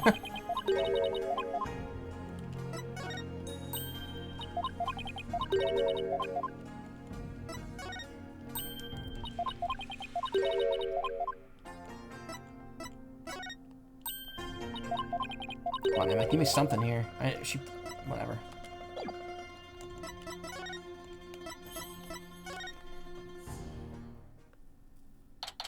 May 18th, Garan Palace, Royal Residence. Nayuta, would you stop already? What do you want? It's about Dirk. Would you please hear me out? I fail to see why I should. Now, if you'll excuse me. Hold it! Nayuta, are you afraid of what I might have to say? If not, then there's no harm in listening, right?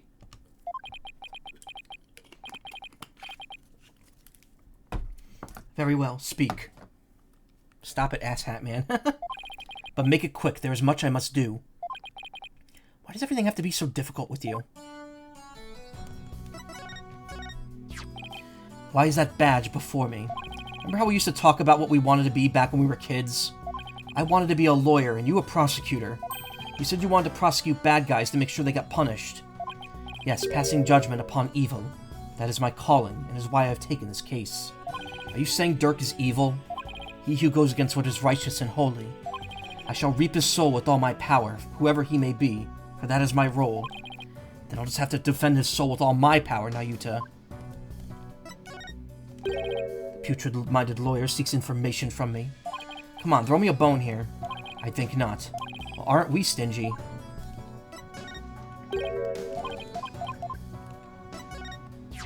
Alas, another soul has departed this world, and must now be guided to the Twilight Realm. You would hold even last rites for a kidnapper like Minister Inga? Criminals, too, must be given funerary rites. Deny that, and their soul will turn malevolent, bringing woe upon the living. That is why all who pass on must receive a proper requiem. Makes sense. I mean, if I were murdered, I'd probably be pretty keen on revenge, too.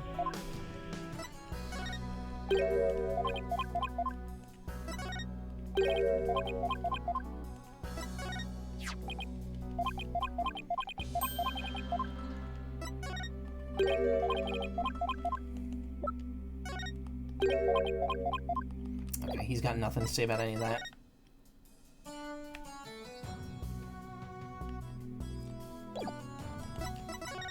Prosecuting Dirk. So I know you'll be prosecuting Dirk's case, but aren't there any other prosecutors in this country? Why does it have to be you? Her Eminence, Queen Garan, personally requested that I serve as prosecutor. She did? That would make it hard to say no. Her Eminence thinks highly of my prosecutorial skills. Still, she didn't have to ask you to handle a case against your own father. Be honest, you really don't want to do this, do you? You speak of love and sentiment. I guess so. I do not deny such human emotions. But the law is the law, and placing personal feelings above it is beyond reprieve. Do you disagree? Well, no, I don't disagree, but civilization only exists due to the confines of the law. Without them, love and sentiment would lack the fertile soil they need to flourish. Do you disagree? No, but the law must be obeyed. This truth sits above all else, including personal feelings. Therefore, whether or not I'm the son of the accused is of no consequence. It is that simple, or would you say otherwise?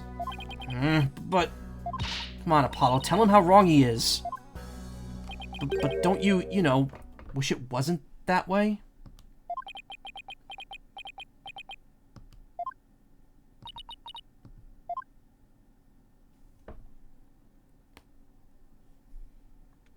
It appears I've wasted my breath on you.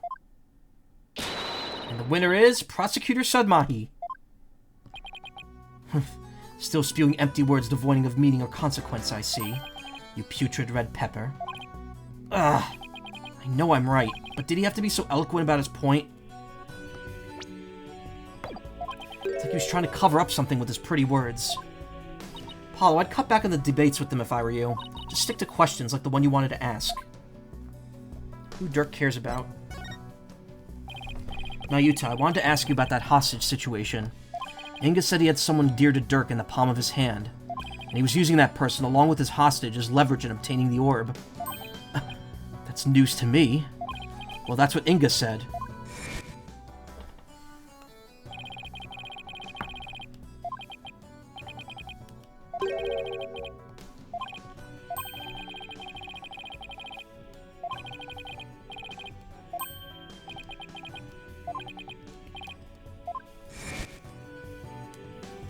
I got the impression Dirk had no choice but to follow Inga's demands after he heard that.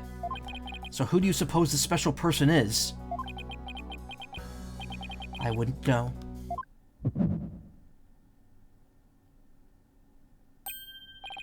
My bracelet's reacting. Hey, Nayuta, about what you just said. Ow,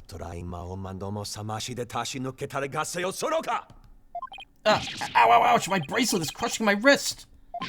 Yeah, that really hurts. What the heck is going on? I'm wise to your tricks, you putrid pepper. That bracelet reacts to the anxieties of the people around you by squeezing your wrist. But now that I know how it works, I can make it tighten around your wrist anytime I wish. Consider this a warning. Now how he did it, but this renders my bracelet useless. Such devilry is powerless in the face of the Holy Mother's blessings. Looks like your special power won't work against Prosecutor Sadmahi, Apollo. We'll have to try something else. You're right, we'll just have to ask Dirk about this. It appears you intend to go through with a trial you have no hope of winning. Grow up, Mr. Justice. We are no longer children, you and I. I'm not the one who needs to grow up now, Yuta. In any case you didn't hear, I won my last case against none other than Mr. Wright. You tell him, Apollo. Is he mad? I can never tell with him. This trial is different. Your foolishness will only earn you a death sentence for aiding and abetting a criminal. And those who die as criminals are doomed to be reborn in the next life as something lower than a bug or vegetable. You would be lucky to return to this realm as a patch of mold. Mold? That's pretty harsh. If you wish to avert such a fate, abandon this folly before it is too late. I don't care if I end up as a dollop of blue cheese dressing in my next life. That's a great line of dialogue. I'm going to defend Dirk in court. You fool. Know this. I intend to prosecute the accused with all my might, no matter what you say or do. Consider yourself forewarned. Now, if you will excuse me. Prosecutor Sadmahi knows his father will be publicly executed if he's found guilty. Yet he won't show even an ounce of mercy.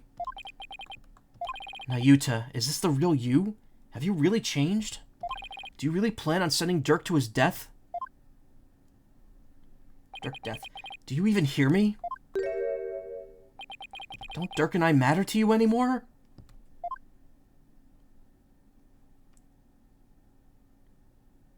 It's gonna be a to be continued. Yeah, it is. We're not even we're only halfway through this investigation. All right, well, I know I've been going past 4 lately, but actually, we'll go for a few more minutes. But this is another investigation part, so we're gonna be it's just gonna be us clicking around here. May 18th, Temple. Oh yeah, by the way, we're playing as the other two now. Maya passed out right after we found her in the tomb.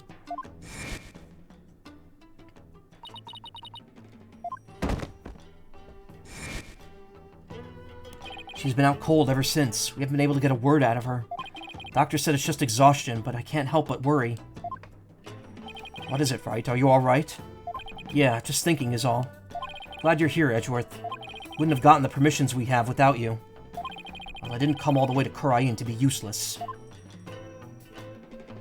Speaking of the investigation, I received a few things from Detective Sky. These should prove to be useful to us as well. Inga's autopsy report added to the court record. Tomb diagram added to the court record. It was a completely different thing. Tomb crime photo added to the court record. Can't thank you enough, Edgeworth. I'll thank you later, in private. Honestly, I've been so lost without him these past few days. You there, the barbed-headed lawyer, Phoenix Wright! Huh? Oh, that's, whatever. You're from the Garan Royal Guard, right? I am Lackey, Royal Guard member, and Her Eminence's shoulder rubber. Lackey. That's very specific. And what does the Royal Shoulder Rubber want with me? Wait, come to think of it, my shoulders are a bit stiff. Don't be absurd! I'm here for one purpose only. I'm to bring you before Her Eminence, Queen Garan, Grand Priestess of Khura'in. Will you comply? The Queen? What could she want from me? Why does he have to shout like that? Can't fathom why Queen Garan would summon you and not me. The fancy one, but I advise you to accept Her Eminence's gracious invitation. Royal Shoulder Rubber Lackey, was it? May I join Mr. Wright in his audience with the Queen? The name's Lackey, L-A-H'-K-E-E, and all praise the omnipotent Queen Garan. She's already foreseen and approved your request, Chief Prosecutor Edgeworth. You to both come with me! You mean to say Queen Garan sees our every move? Yes, indeed! Her Eminence's spiritual power is immense! She can even see what's going on. Lackey-gami. She can even see what's going on thousands of miles away! Why do they talk like why do they drag those out? Right, I fear I'll lose my hearing next if we don't hurry. Yeah, me too. Why would the Queen herself summon me personally? What could she possibly be up to? So you'd been here all this time. I wondered where you'd gone. Don't tell me you missed me, Edgeworth. As if. The courts have been so peaceful without you around. You make it sound like I leave legal devastation in my wake. Well, don't you? Well, Wright, what do you intend to do now? I was thinking, I want to help Apollo win this case, so why don't we try to gather whatever information we can? You're quite the considerate boss. Well, I kind of forced him to take care of the office in my absence, so it's the least I can do. My all-important badge, proof of my profession. Stab from behind. Nothing different there. Nothing different there. Trucy Wright, age 17, an aspiring master magician and my daughter. I adopted her 9 years ago.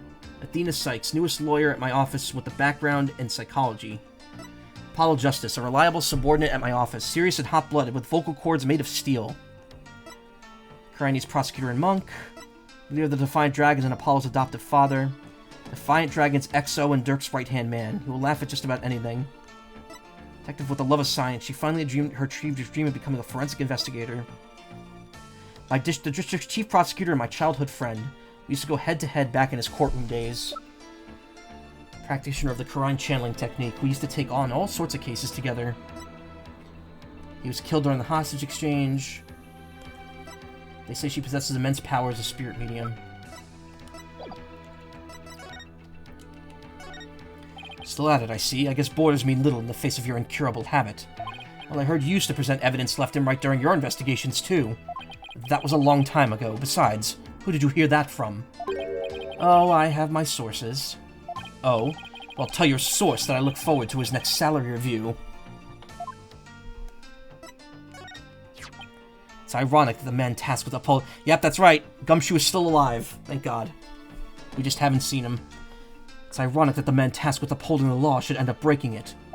Well, it's not like we don't have our fair share of that back at home. That is a thing of the past. The worst offenders have already been removed.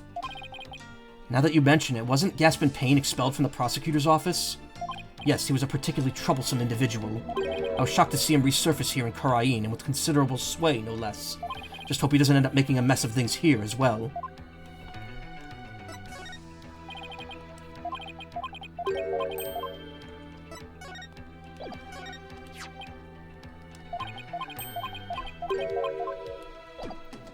But what about his brother? We never really, like, figured out what happened to Winston Payne. He just disappeared.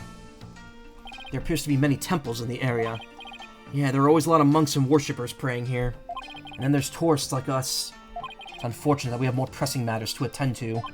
Then again, sightseeing with you of all people isn't exactly at the top of my list. As if you have the luxury to be so picky, Edgeworth. Yay. There weren't any hotels available, so this is our home for tonight.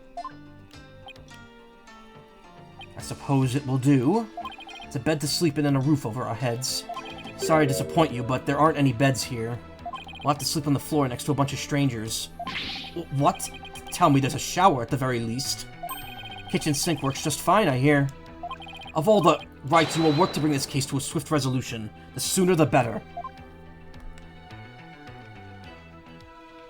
Edgy gets a little grumpy if he doesn't have a shower, and his beddy by time. Water's so clear it's like a window into the soul. Wouldn't stare too hard into it, right? Or you may find all your bluff staring right back at you. No pool gazing in front of a client, got it.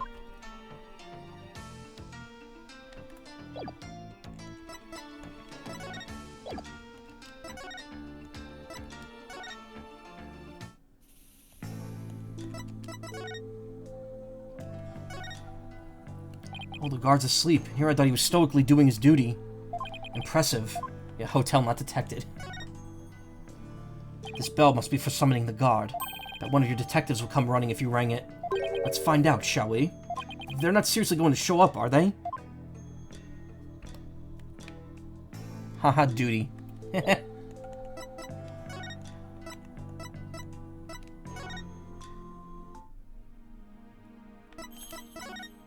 Oh, does Phoenix have to observe all this?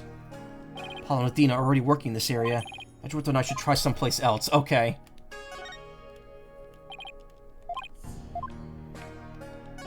They're like, no, we're not letting you go through this whole room a second time.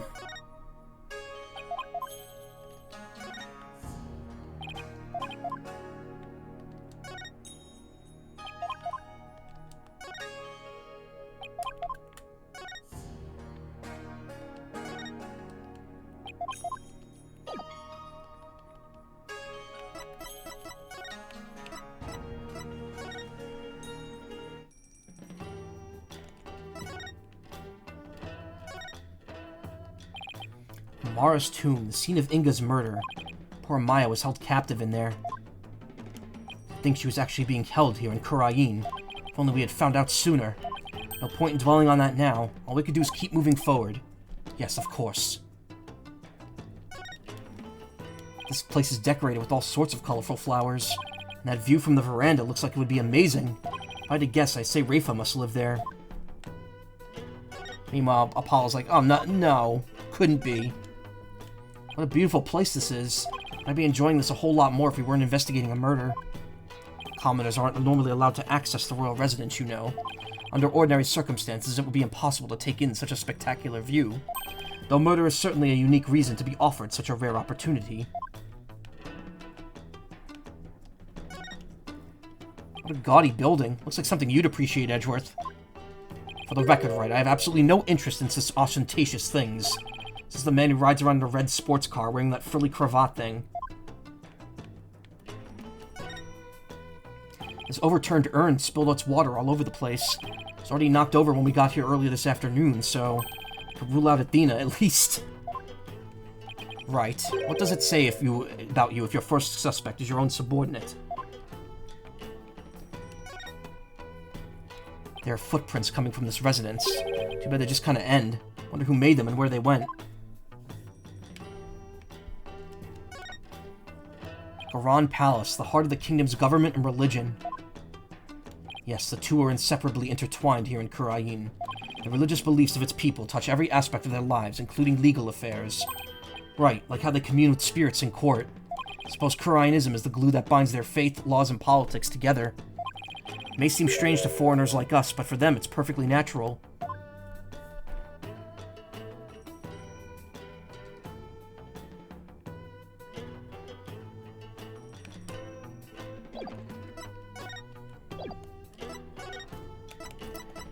Alright, I'm gonna call it here, because it's been 3 hours, and this gives me a decent amount of time to, close up for the night. Oh, I wasn't even present on the screen the entire time. We'll pick this up next time with the audience chamber, and we'll see what Phoenix and Edgeworth, shenanigans Phoenix and Edgeworth will get up to. I could tell you right now I'm not finishing this case tomorrow. If we're lucky, I might finish the investigation and start the trial. Likely it's going to take another, like, two streams after that to finish Case 5. Maybe. It may only take one. We'll see. But then we still have a DLC case afterwards. Is this not the quit one? No, it isn't.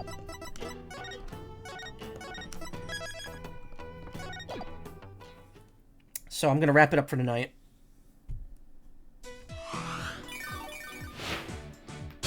Ugh. I will be here tomorrow. I will not be here Thursday, Friday, or Saturday. I may be here I'm not sure if I'll be here Sunday. Actually, wait. No, I said I won't be here Thursday, Friday, and Saturday. That might not be entirely true. Due to the circumstances around what Nessie and I are going to be doing this weekend, it turns out that I'm probably going to be on my own most of Friday. So, I may do a daytime bonus stream. We'll have to see. I've kind of have some ideas floating around. It'd be a one-off. It wouldn't be anything I'm streaming normally. But we'll have to see how I'm feeling and what I want to do. But other than that, you can expect me here tomorrow, Sunday, and then probably starting next week, just going to be normal until the first week of June. So, you know, days are coming. Nothing really coming out, so I could probably continue to plug away at the backlog and maybe start Kingdom Hearts 2. We'll see. We'll see how I'm feeling. But thank you so much for coming. I appreciate it. It means a lot to me. If you want to watch more streams, as always, check out twitch.tv/team/littlespace. As usual, it's just me and Ryder Fluff because it is late. So instead, I'm going to raid who is streaming right now.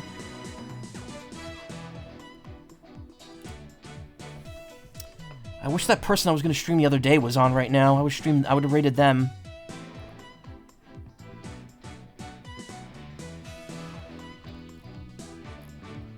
Black and Yellow streaming. Might as well give them a raid. They're doing art? That's unusual. Oh yeah, they are. They drawing. Cool. That's unusual. I usually see them in VR chat. Alright, anyway. Stick around. Say hi to Black and Yellow. Y'all have a great day, afternoon, whatever. I will see you tomorrow night for more Ace Attorney, and we'll pick things up wherever afterwards. Thank you. Good night. Bye-bye. Bye.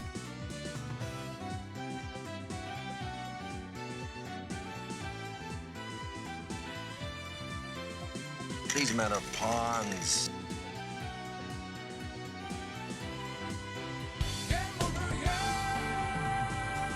Bunga bunga bunga bunga bunga.